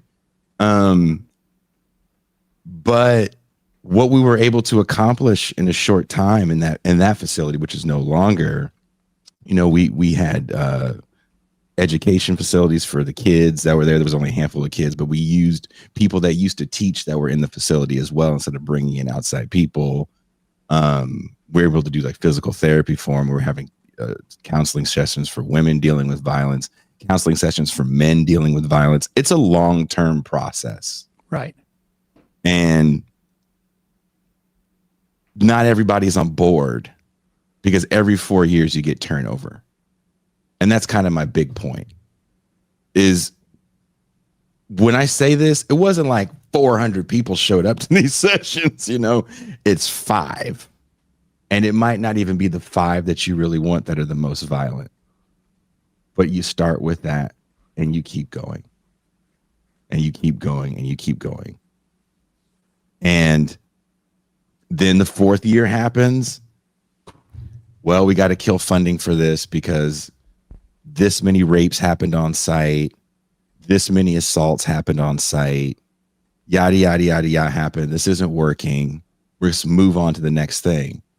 And it's like, well, we learned from that thing that happened that caused those accidents. We're trying to change some security features here and there. You know, let's try. Let's not throw this away yet. And that's also hard to get across in messaging. I mean, this is the problem that you're discussing, I think, is also sort of a problem that we have with education. It's a problem we have with healthcare in many respects, because any type of social service that is the actions require an adjustment to who it is that they're serving is an extremely different thing a difficult thing to message. That's why it's why cops are such an easy answer for people, because they do the same thing every time. They use force and they deal with the problem. That is like and it is a much harder thing to have these different services that see the client, if you will, where they are, react to that. It's going to be, it's more difficult. It's the way that the dynamic with education. It's also why, you know, the educational reform movement was so effective, because it just said like, oh, we have a number that tells us how successful this teacher is. We don't have to get into like the nuance of teaching, which is exactly what teaching is. Teaching is figuring out who the student is and what they need, as opposed to being able to put in a, you know, sort of like a predetermined formula and have some type of output and measure it there. But I think at the end of the day, you're only going to be able to do that by providing funding. And, you know, on a municipal and state level, they don't have the ability to print money.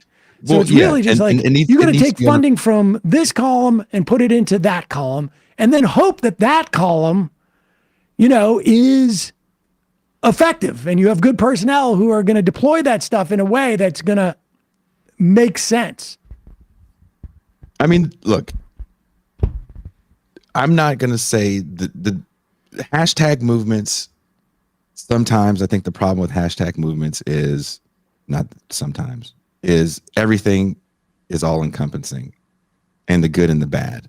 So it's easy to feel like we can throw the baby away with the bathwater. And I think the everything about hashtags is annoying as shit to me, because it doesn't really get into the nuance of some of the good things that those things do, right? So there was a moment as well before 2020 that the way we view law enforcement overreach starts to get viewed on the news a lot. I mean, this country exploded with George Floyd, right? And only 4 years later, the same people that have BLM signs and I stand with George Floyd signs were like, well, we need more cops because there's a RV parked across the street from my house. And I don't like it. And the cops aren't coming. And I don't say this as conjecture or something I just heard in passing. I say this from interviewing city council representatives from Los Angeles County that were saying this to me, you know, in our conversations. So it did some things, right? Like, look, I'm a huge proponent of not having cops in schools. I went to 2 different schools. I went to school in Richmond, California, where I'm from, and I got to go to school in Albany, California, where my dad worked. Very different environments. Kids did drugs in both of them. Kids fought in both of them. Kids cut class in both of them. But in one of them, there was a cop outside waiting for you if you effed up. In the other one, there was not. Those are life-changing situations. I got in a fight in high school. The vice principal called my father, who worked there, and the kid that I was in a fight with, dad, who coincidentally worked for Oakland PD. And our fathers met in the principal office. Fought it out. They told us to fight it out. Our father said, the principal's given us permission to take you to the boys club. Oh, really? Yeah. If you guys want to fight, you have permission to leave campus and fight. If not, I think one of our dads said, stop being punks and shake hands like men. And we did. And we've been friends ever since. But the high school in the city I'm from, you don't get that option. Right. Right. That's massive. I can have a felony. I can have a strike. Changes my life. 100%. 100%. Getting cops out of schools, huge. Yeah. Huge. Right. That's part of that movement, right? We all are now aware, even though people were fighting for years before that to do that, it elevated that to a certain point. It gets those people out of there. Yep. I think we can all be on board for something like that. So there is good things that do happen from it, but also in the city that I was born in, Oakland, California, when they did get the police to like reallocate some funds, part of the group that did it, like half of them wrote a letter saying, please don't fire any cops.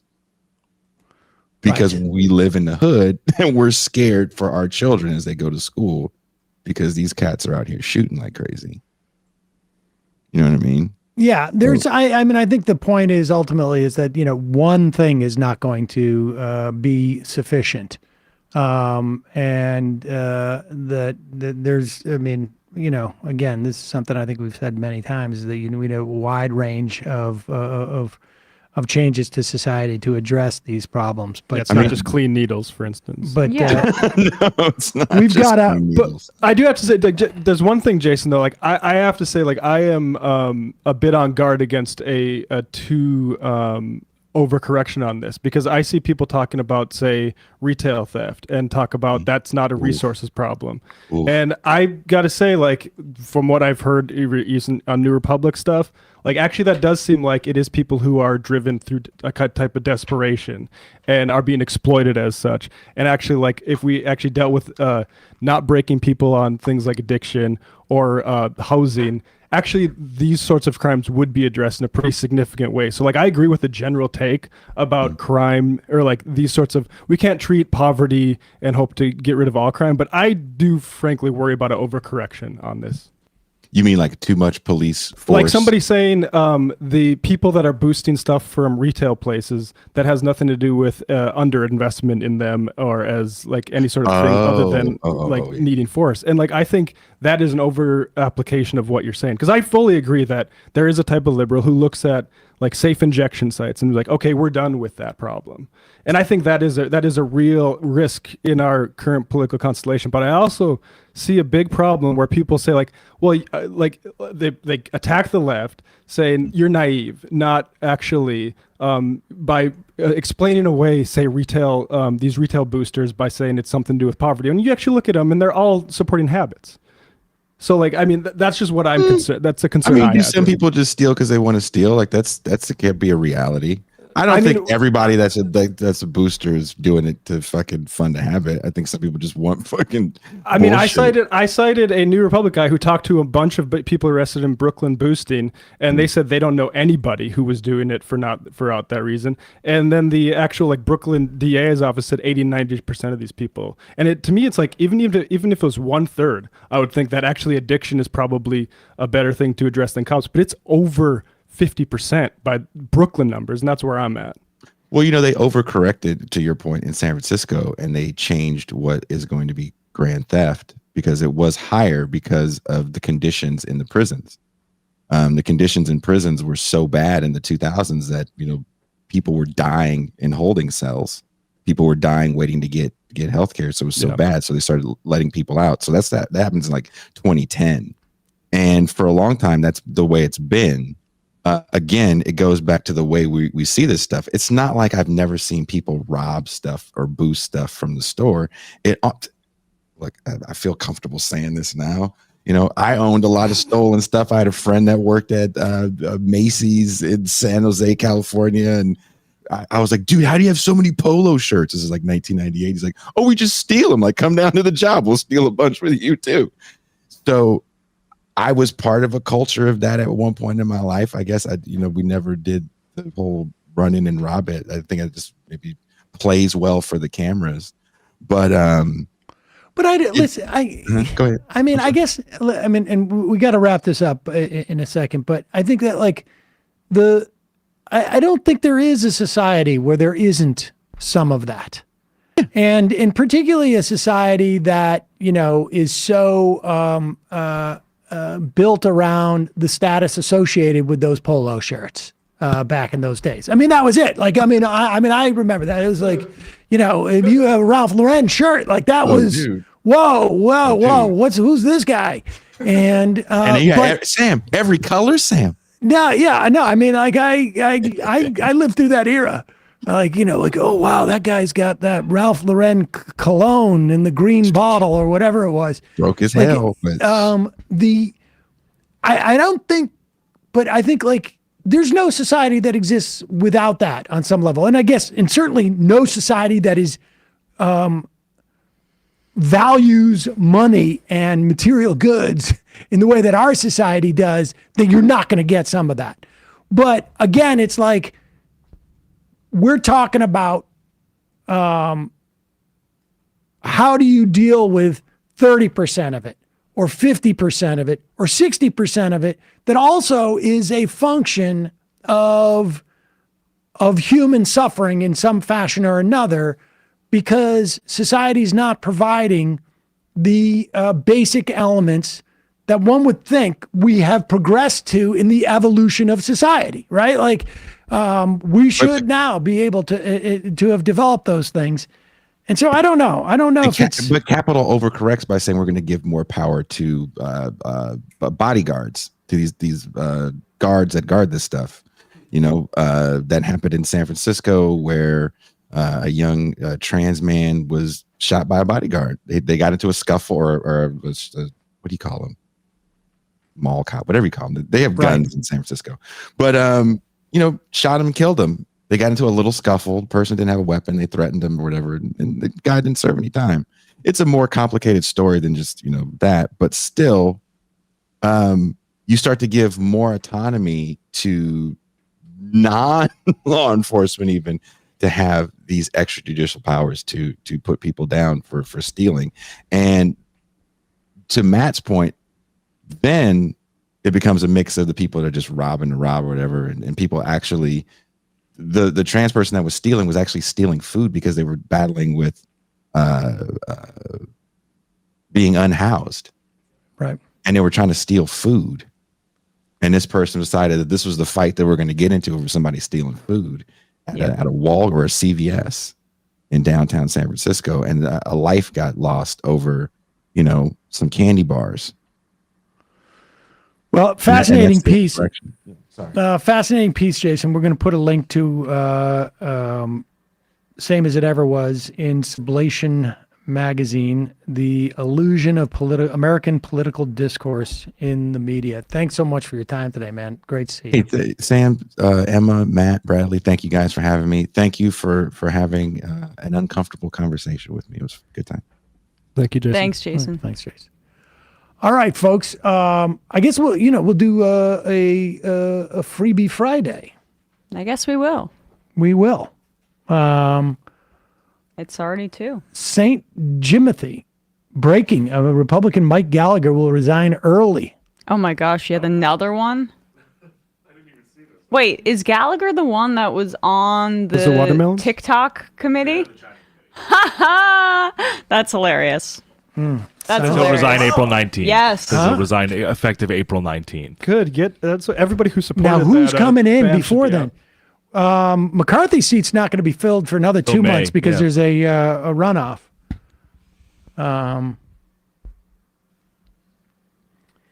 People are giving me grief about that polo cologne. You have no idea what it was like. Oh, back in the I 80s. remember. But I mean, I thought that was just like my perception of what was cool when You I see was the like inflation because you guys young. had one polo or whatever. For my grade, it was you wear 2 polos at the exact Yes, same yes, time. you wear 2 polos and then you sometimes pop collar the, popped pop on the both of them collar. sometimes, Yeah. yeah. So like Oh, you no, get that didn't one happen. different color underneath. Now I think they probably like look at Steve Bannon. He's wearing like 8 polos. Yep. That's true. And an Takes lemon. ascot. Gotta protect that flabby ass neck. Let's save the Social Security stuff for Tuesday Okay. next week because that's not going away. But we got a lot of stuff. Candace, we got to get to this. Oh, I guess we Candace should thing. do the Candace thing because Yes. Candace Owens seems to have left the building, as it were, in terms of the Daily Wire. I mean, look, we've been watching this for a while. Yeah. And, there's some friction. There was friction at the Daily Wire because Ben Shapiro, as you know, is the Pope of the Jews. Mm-hmm. He gets to determine who's a good Jew and a bad Jew. Yeah. And he also was one of the biggest cheerleaders for the idea that Palestinians are not human beings. And to be fair, he's not a Johnny-come-lately in this. It's not just October 7th. I mean, he's been saying this for over a decade. Yeah. I think in Ben's entire sort of like public life, one constant has been, aside from the fact that he really presents things that haven't been very well thought out as if they are intellectual treaties, he has also had an incredible enthusiasm around the idea that Palestinians are like animals, maybe even less than animals. And And should be treated as such. Yeah, and right. So he's a committed Zionist, but it's interesting to me, and I think instructive to people, that this ouster happens not after Candace Owens has Kanye West and Nick Fuentes on, where Kanye, was it on his show or the day before, where he praised Hitler over and over and over again, and Where Alex Jones is like, I'm going to have to disagree with you on that. yeah, and spoke about Jewish people in the most anti-Semitic terms imaginable. The textbook modern protocols of Elders of Zion. And that did not prompt her ouster. No, criticizing Israel's genocide did. Well, here's the thing. I don't think the dynamic is that she was fired. I think the dynamic was that they came to a mutually agreed upon. She had a contract. I happened to watch Dave Rubin on PDB the other day, and it really did occur to me, the Patrick Bet-David show, how much these people perceive all of this as an industry.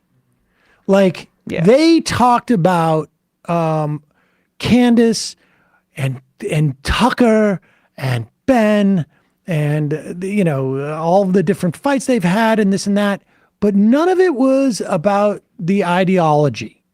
It was, there was some vague notion of that, in the same way that maybe like, well, Coke has a little bit more of like an acidic taste than Pepsi, and Pepsi might be sweeter. But it was really about market share.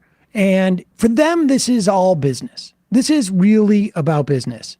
And I think what happened is that Candace Owens found another potential home in the past month or so in conversations. She's moving on up. And she knew she could not get fired without being paid out in a contract. Their contract probably says, and I don't know when that contract was going to end, when it was re-upped. She probably doesn't have editorial control, so she can't quite scare them in the way that, let's say, maybe, on this show we could have, if we wanted to get out of a contract that we had signed that exists in the past. That doesn't matter. And I think they just came to an agreement. We're going to pay you out.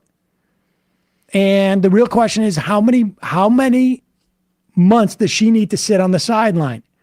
My guess is that it's a very short period of time, because they probably would have paid her out and sidelined her before. Right.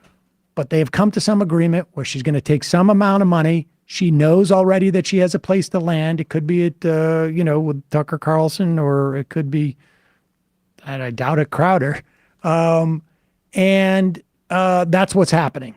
But here is, and Dave Rubin has announced Candace will be moving to his locals platform, according to Bingo Dango. So there it is. How much would the bank value that at? Oh my God, Dave's so desperate that even though he might be the other Daily Wire host, that's the most Zionist. She could he'll be accept starting her own thing, and here she is with Charlemagne. Why are they having her on? So this was yesterday before the announcements, which is interesting to hear how she was talking about it. I mean, pretty rough few months for the Breakfast Club's credibility too. Also having Nikki Haley on. They're getting serious now. Talking to fascists. Come on, Charlemagne. Like, oh, look, fame and men wear dresses. What is that? Stop selling that to the black community. I don't like that at all.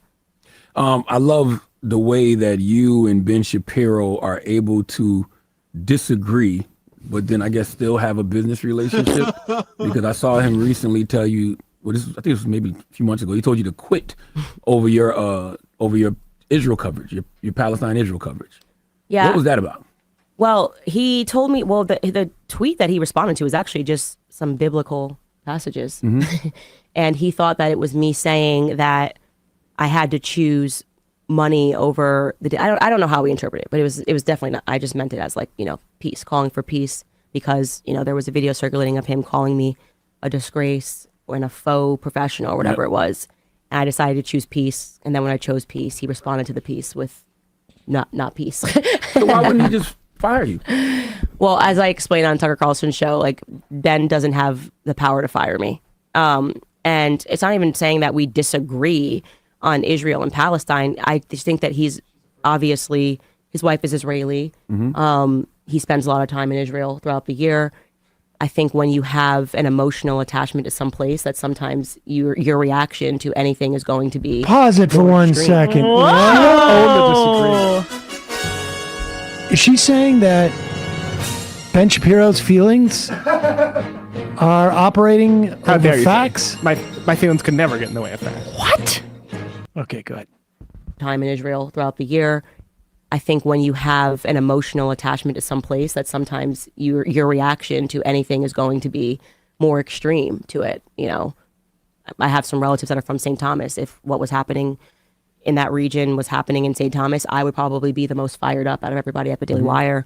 And yeah, he definitely went through, I think, an emotional time at the end of last year, dealing with everything. I think I was pretty even keel. I don't want to see innocent Palestinians killed. I don't want to see innocent Israelis killed. I never want to see children killed. I don't believe children should have to grow up in a war zone based on the actions of a few. And that, I guess, last year sounded crazy. It sounded crazy because always the demand in all these situations is to make people pick a side.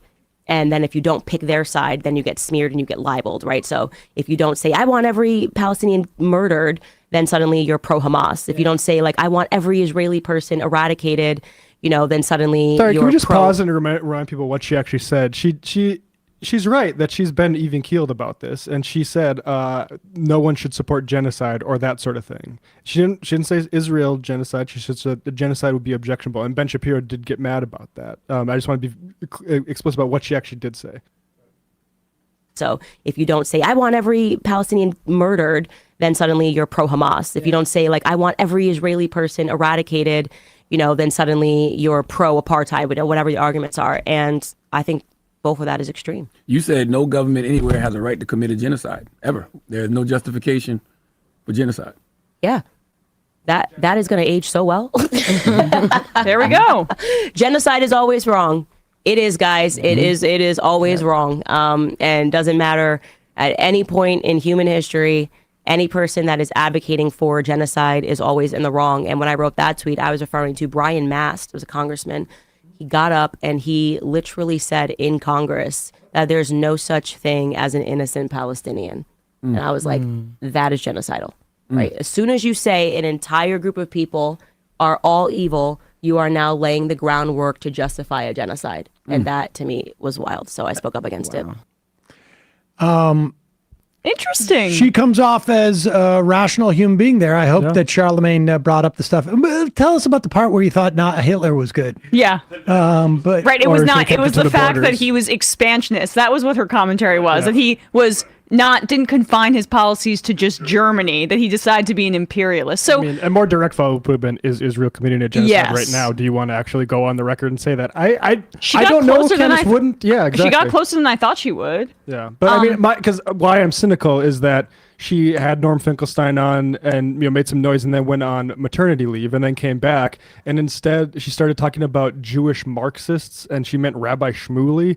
They started going to war with Rabbi Shmuley and not like actually the genocide that's happening now. So I was a little bit cynical about the move that she's made. But look, call out Brian Mast for that genocidal statement. That's a good thing to do. But let me say, just give a prediction here. I think she'll go to another network, probably best odds, start her own. But I would put the best odds right now at like the Tucker Carlson network. Put that at minus PBD. 200 or something like that. I want my money on PBD.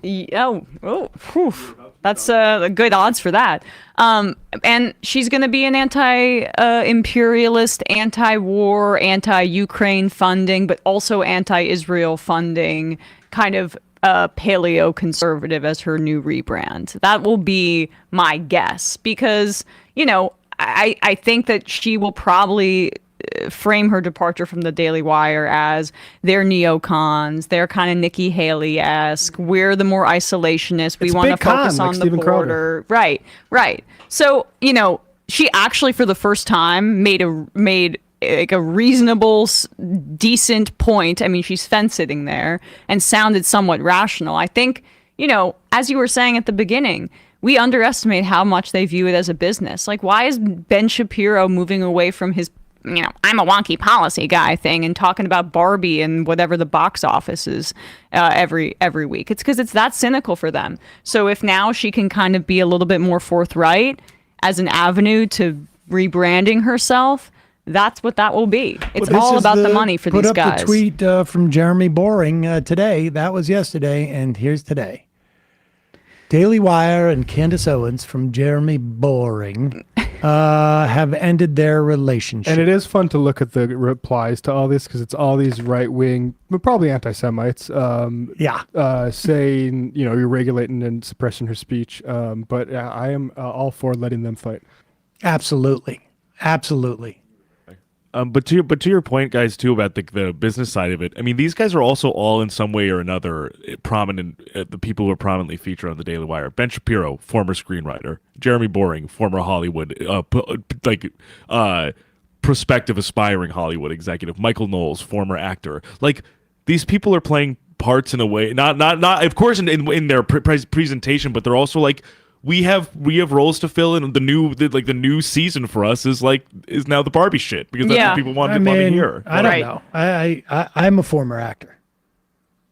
Yeah, but you have more scruples than Michael Knowles does. That may be the case. Jury's out on that. Let's see if I understand that there is an opening at the Daily Wire. Although I will say Sam's reel is better. You're pivotal. That's true. You got way more gigs than all three of those guys combined. Oh, 100%. I mean, I sold. You are the steak-spitting Knicks fan in the LA episode. There we go. This is all I wanted. It was just the thirst trap. That was all I was involved in. This is actually probably an understated reason of why they might hate and other you, things. That actually you've actualized something another. Oh, I lived their dreams without a doubt. Sam's pivot to the culture war wasn't as hard as I lived their dreams. Ben Shapiro wishes he were directing Gary Busey. I would have taken that. Put me in a scene with Cynthia Nixon. I'll choke up on that steak better than anybody. Oh, I'm bulimic. The hardest thing for me would have been pretending to be a Knicks fan. A square. Sam, agree 100%. Owens wanted her money to get out. Don't forget her husband runs Turning Point, so she'll be somewhere in the crazy right media stratosphere. The Turning Point UK, the monarchist Turning Point. By the way, I have some 2006, 2007 MR downloads. Let me know how to get them to the MR team. Wow, that would be helpful. I can also can majority reporters, 20-year members get first access to those commemorative mugs? We will definitely put one aside for you. Send us an email, A Square, and we can figure it out. Maybe you can just upload it to a Google Drive, and we can download it from there. That would be really helpful. Should we? Oh, the disgraced former psychologist Jordan Peterson. Yes. Or, yeah. Let's. What do you think, Sam? Well, I don't know. Maybe we could do that one next week and do these Lev Parnes things. Okay. Okay. We didn't cover it yesterday. We could do that. The Lev Parnes. Former Sam Halloween costume. That's right. I went as Lev Parnes one year, just because I had like the medallion. How many people got that? That's the final level of trivia. If we ever do a Sam Seder trivia, that's going to be the question for like all the marbles at the end. Wait, what medallion? I don't know what you're talking about. There was a picture of him hanging out and wearing sweatsuit with Rudy Giuliani, where he had a medallion on. And it was like Halloween day, and I'm looking around my house, and like there was, I think there was a medallion around that, and I just put that on. That was my costume. Okay. Everybody knew what it. Everybody knew that one picture of Lev Parnes. My whole theory about Halloween is, you want something that's not going to be so obvious that people don't need to ask you. I'm trying to find this picture. It's a way of meeting people and conversing. Yeah, no, I think it's good to have a costume that's so obscure that even an issue expert like Emma would be still confused after you explain it. I used to back in my comedy days, in a sort of homage to a friend of mine, I would, for Halloween, I would wear an ostomy bag. Mm-hmm. And people would say, "Where?" There we go. There it is. And where? How come you didn't wear a costume? And I said, "I did. I have it. I've got an ostomy bag." So, you wore a red T-shirt and the iconic photo of Lev Parnes in a drunken Rudy Giuliani. A necklace. I don't even think I wore a red T-shirt. I just had a medallion, and people would be like, What do you do? Who are you? And I'm like, Lev Parnes. And they go, who's Lev Parnes? And it was my way of being able to talk about Lev Parnes. Okay. So let's talk about Lev Parnes. Who is Lev Parnes? Lev Parnes was an associate of Rudy Giuliani's, and he. Is he Ukrainian or Russian? He's Ukrainian, of Ukrainian descent. Well, I mean, I think he's first generation Ukrainian immigrant. And he was basically tasked to find dirt on Joe Biden. And he had trouble doing it. He couldn't find actual dirt. So they kept looking for innuendo that essentially Giuliani and, as he's going to outline, members of Congress would begin to massage a little bit. Here is Parnes talking about how this system worked. This is, which one is this, 11? Do you want to do the second one or the first one? Which one should go first? The first one. Let's do the first one. Then we'll do this. Okay. From shortly after my arrest on October 9, 2019 to now, I have been trying to share the irrefutable truth with you. The American people have been lied to by Donald Trump, Rudy Giuliani, and various cohorts of individuals in government and media positions. They created falsehoods to serve their own interests, knowing it would undermine the strength of our nation. From November 2018 to October 2019, I was a key participant and a witness to numerous efforts to prove that Joe and Hunter Biden were linked to corruption in Ukraine.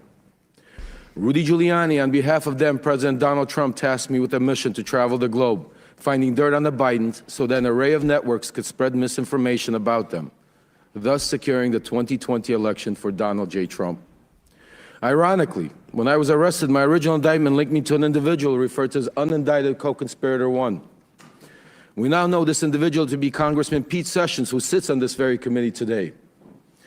Today, I ask you to consider the following. In nearly a year traveling the world and interviewing officials in different countries, I found precisely zero evidence of the Biden's corruption in Ukraine. No credible source has ever provided proof of criminal activity, not the FBI, CIA, nor the NSA. No respectable Ukrainian official has ever said that the Bidens did anything illegal, including former President Poroshenko and former Prosecutor General Yuri Lutsenko. Even when CEO of Burisma, Mykola Zlochevsky, was offered a deal by Rudy Giuliani in exchange for information on the Bidens, he provided none, because there is none. The only information ever pushed on the Bidens in Ukraine has come from one source, and one source only: Russia and Russian agents. The impeachment proceedings that bring us here now are predicated on false information spread by the Kremlin. Everyone involved knew they were sharing lies. From Trump and Giuliani's shadow diplomacy, through my missions to Ukraine and elsewhere, to members of a BLT team, a group convened for the sole purpose of investigating and damaging the Bidens. There you go. Parnes, someone reminds me that his company's name, and I don't know if it was with Fruman rather, was literally called Fraud Inc. Cheeky. It's a little cheeky. This is, incidentally, we should say, the main committee trying to come up with impeachment terms for the Biden administration, chaired by James Comer. Parnes is obviously a Democratic called witness, but probably room for him to get on the schedule because the chief Republican witness is in jail right now for lying. Here's Parnes. To start trying to push narratives that were not validated. We had no way to validate them. Basically, a letter would come over from somebody in Ukraine. I'd hand it over to John Solomon. Next thing you knew, he was on Fox TV 2 hours later with Sean Hannity. At what point did Mr. Giuliani begin working directly with Russian agents and Russian assets, individuals who would later become sanctioned by Donald Trump's own Treasury Department for spreading propaganda and disinformation against Joe Biden? It was sometime in probably around May, June of 2019. Were you aware, was Mr. Giuliani aware that these people were basically just doing the bidding of Vladimir Putin? Absolutely. So he had no hesitation about spreading lies that were concocted by Russian agents? As long as it fit the narrative, absolutely not. How were you and Giuliani able to take these false allegations peddled by corrupt officials and Russian agents and promote and amplify them here in the United States, in our political system? Weren't media groups skeptical of your claims? Most media groups, I'd probably say all except for Fox and a few other right-wing media groups, didn't want to take any of the information, and that aggravated Rudy Giuliani and John Solomon and other players. And the main group that was being pushed through was Fox, Sean Hannity, and some other media personnel over there. But then there was also other people that were doing the bidding for the Russian people in Congress, like Senator Ron Johnson, like Congressman Pete Sessions that sits here right now, that was with me from the very beginning of this journey into finding up digging dirt on Joe Biden. Can we not have a cutaway to Pete Sessions when he says that? I'm desperately looking to see if anybody had a cell phone camera in there or something. I mean, it's sort of amazing based upon the amount of coverage of the absolute BS. And look, I got problems with Joe Biden, and I think Hunter Biden is a ne'er-do-well in every respect. But the amount of coverage that we have gotten about Joe Biden's non-scandals. Like the idea that this isn't wall to wall, that I don't like, that I should be able to wear my Lev Parnes chain and medallion and have everybody go like, oh, wow, did you see that testimony? Yeah. Never mind on Halloween. Just be like, oh, is that a Lev Parnes medallion? Like the media has gone back into the same mode that it existed back in 2016, which is really, in many respects, sort of like because it is a sort of a to the extent that we still have any media, and a lot of it is New York Times. There is a liberal sociopathy that makes them feel they need to overrepresent lies and bullshit as a way of doing their job, as opposed to, it is not as opposed without sort of like to compensate from what they think is their biases. Or what they're told is their biases over and over and over. For whatever again. mechanism it is that they feel like that they're going to reveal their biases in some way, they overcompensate. And I think some of these decisions are made at the, on the publisher level at the New York Times.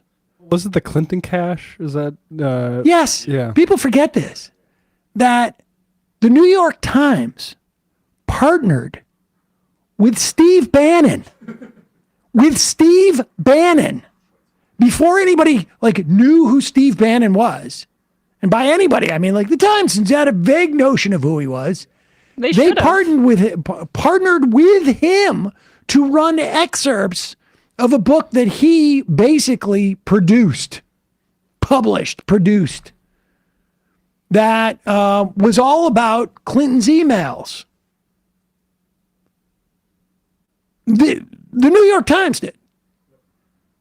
I don't know, we don't have a mechanism to remind people enough about that. Because everybody who reads the New York Times, not everybody, but 98% would be like, wait, what? The New York Times partnered with Steve Bannon?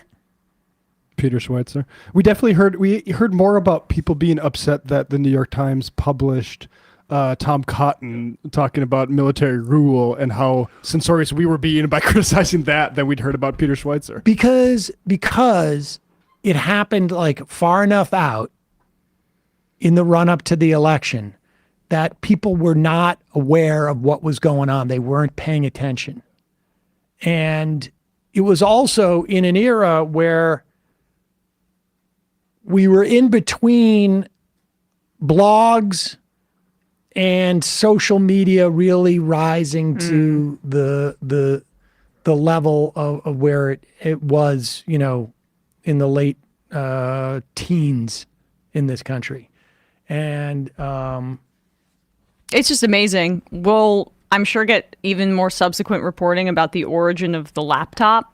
You're hearing what Parnes is saying about Giuliani and their tactics. Without a doubt. I mean, what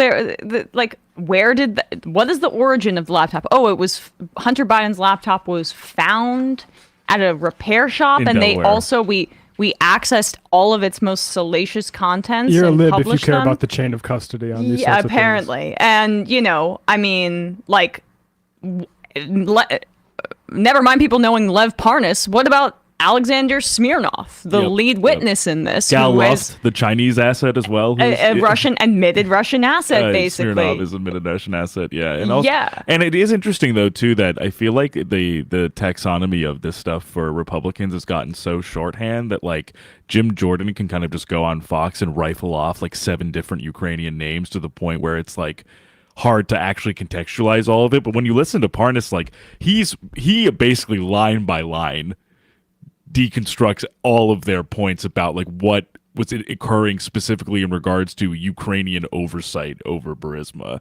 And because people are not that interested in actually kind of zeroing in on that beyond Republicans are looking to impeach Biden over concerns about influence peddling. There's nothing results from it. Nothing actually comes from it. No one knows what the influence peddling is. And then meanwhile, Jared Kushner's been in the news this week. He got $2 billion in Saudi investment after the... and is now going into new projects in Serbia and Albania afterwards. And potentially a new waterfront property in Gaza. And I was saying this to Sam, too, that where while this is all going on and Lev Parnes is trying to swim upstream to like sort of have any sort of counter to this, Senate Democrats are nowhere to be found with their investigatory authority to investigate Kushner. There could have been this could have been going on in the Senate, and I get the argument maybe we need to pass judges, but you don't need to do it in the judiciary. You could have done it somewhere else. I mean, it's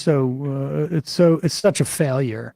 It's that temerity. It's the same temerity that you see within the press the Democrats have. Well, if we press too hard on this. Partisan. Yeah. Okay, a couple IMs, then we'll get out of here. I just saw one. Old Chomsky, you should have seen Sam's Boogie Nights costume in '97. As the director of Who's the Caboose, he was able to procure another type of medallion from Andy Dick. Well, I don't know. What? I'm not sure what that was. I don't know what. I don't like how it's. My brain hurts. How do I prove Majority Report, our Majority Report devotion since 2004 when my iPod and iPod Mini are long broken and all the downloaded episodes are gone? Find them. Find them. Anyone can dust off an old hard drive. Mail us the iPod, and we will go and get some like data recovery. And we will not publish all of its contents in the New York Post under dubious circumstances. That's correct. Hunter Biden reference for you. Iowa Ryan. Well, I can't click on that link. Sorry. Fetterman's lonely sweatshirt. I heard Judy Gold is going to be taking the place of Candace Owens on Daily Wire. And I don't think that's the case. Disco Asylum. There's nothing I want more than Sam to take a hearty bite of an apple right in front of the mic. While we're on the Daily Wire, the channel Some More News on YouTube the other day released an objective review of Lady Ballers, and it ended up completely eviscerating their entire ideology. Highly recommended. Yeah, I watched the first. Oh yeah. Oh, folks, this happened too. Look at this. We should mention this on Monday as well. Oh. But don't play the song. Oh yeah, no sound. Yeah. But I guess she posted this like 3 or 4 days ago. I am not on Instagram that much at all, to be honest with you. But somebody sent me a link, and it's very difficult to link into if someone sends you a link and you're not like you're using Instagram, it's hard to find. But yeah, that's because they want you to create an account. Yep. Laverne Cox apparently is a fan of the program or the our merchandise. This is very nice of her to do. I mean, look at that. It's amazing. It's the Majority Report hat, the whoopsie shirt. And you look over in the corner there, because the song we can't play is a Cardi B song. Cardi B commenting yes. So, I mean, I'd like Cardi B, if you want to wear some Majority Report merch, just get in touch and we can make that happen for you. It's the chances of me knowing a celebrity are very, very slim. But I was a fan of her work in Orange is the New Black, or at least in the first couple of years. I don't know if I followed it to the end, because it's so difficult when they cancel those shows and they restart them. That was back. But I actually knew who she was. Yeah, Netflix originals were like impactful. Yes. So this was exciting. Yeah, really, really exciting. I mean, good job. Well, not good job, but I mean, I gotta praise her for the shirt selection that she picked. It's the whoopsie shirt. Yeah, it's looks good on her. I mean, I didn't realize how stylish this stuff was. It's really great. Yeah, no, yeah. She's awesome. So I really was in awe to see that she posted that, and like is such a fan that she put it on her profile, right? Yep. And linked to our merch. So she did? Yeah. No, well, so I think maybe Dorsey reposted it, and then she reposted the link to our merch. Okay, so, there we go. Oh, That's wow. what it was. Yeah. That's awesome. I'm very happy about that. Yep, that was exciting. Everybody was very excited about that, actually. Okay, Golden Oyster Cult. Candace Owens just got poop canned. Everybody understands the FBI agents in Die Hard endangering the lives of the hostages to kill the terrorists or the bad guys. Why will the media not condemn Israel endangering the hostages by bombing and starving them? Yeah. I think the diehard thing, I'm not sure that. Sometimes people will defend That movie cops. was like 20 years ago. My Caitlin bio, more than that, 40 years ago. Jeez. One of the richest and most military powerful country in the world, we think a ceasefire could be a good option. Not sure I follow that. Brooklyn Sue. Speaking of stress, have you looked at Judy Gold's Instagram lately? I am not on Instagram. Cherry Ghost. Hey crew, lots of new strike funds are up at strikeaid.com, including grad workers at Boston University. Strike starts Monday. Good to know. It's in the show notes if you guys want to check it out. Strike Aid. Okay. And the UAW local at Mass MoCA and nurses in Oregon. Check out the site for more info and chip in a few bucks. Potential guests for the program. These people. Bradley. Okay. What? Great. I'm talking about the strikes that are happening there. Steve CJ, if U.S. pressure has no chance of influencing other states' behavior, then what is foreign policy? If Islam had some prophecy where the death of millions of Christians would bring about the Messiah, the right would be losing their effing minds. Yes, that's true. The point being that Israel is very important to Christian Zionists because that's how we bring about the Messiah. The Messiah. Yep. And My name is Charlie Kirk.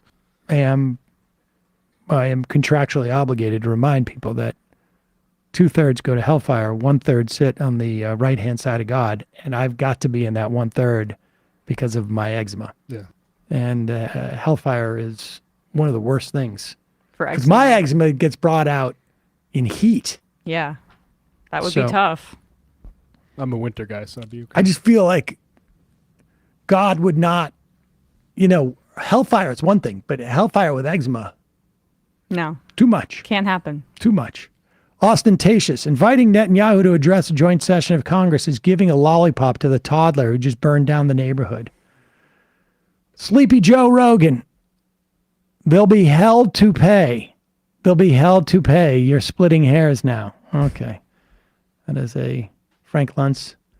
All right, 5 more. Breaking news. Same person writing the same thing over again. Cosmer piece came in late, but have you guys covered Candy getting fired from the Daily Wire? Another person. Yes, we did. Oy, oy, oy. German leftists. Ben talks about Barbie because in entertainment media was all he ever. Being in entertainment media was all he ever wanted. Breaking news: a big terrorist attack in Moscow. Several people are reported dead following explosions and shot fired at a concert hall. Wow. Oh, jeez. Dylan M. I've been trying to remove the Daily Wire app from the Google store by flagging it for hate speech and misinformation. It's constantly in violation of the content policies. More people need to flag and report these apps, content to these platforms that are just dragging their feet on enforcing their policies because of profit. All right, 2 more. Tater Tot. Have you heard of the streaming platform Dropout? It's a rebranding of College Humor and run by Robert Reich's son. It has a variety of scripted improv shows and recently had an auction fund to support the Palestinian Children Relief. No, I have never heard of that. I remember College Humor. Do you remember Burly Bear? No. Oh, all right. That was, what was the most famous sketch on that? The Landlord with Will Ferrell. There were a few of them. I barely remember any. Oh, that was Funny or Die. Oh, that was Funny or Die. Never mind. Sorry. I do remember College Humor, though, but I don't remember I what can't was remember on any it of the now. output. Yeah. The birthday. Oh, yeah. Yeah. All right. You guys remember Salad Fingers? 2 more. I'm not sick, but I'm not well. Johnny Walker Red Label. The name is Walker. Johnny Walker. Not with M-I. Okay. Don't drink Red Label. 2 more. Drink black. Jonathan Armstead. Laverne Cox IM'd into the show in March of last year. Emma read it. I know, but we thought that was someone Just pretending. using her name. Yeah. Rob from Dedham. Sam, just a suggestion for the AM Quickie. Can we get this day in MR history and highlight some of the guests and segments you've had on over the years? We were doing that on Instagram, actually, for a while. And yeah, maybe. I'm not sure the return on investment is worth it there, but JR in Philly, I'm betting she'll wind up at NPR. We need fresh voices like hers. And the final IM of the day. The week. Of the week. Jay Tingle.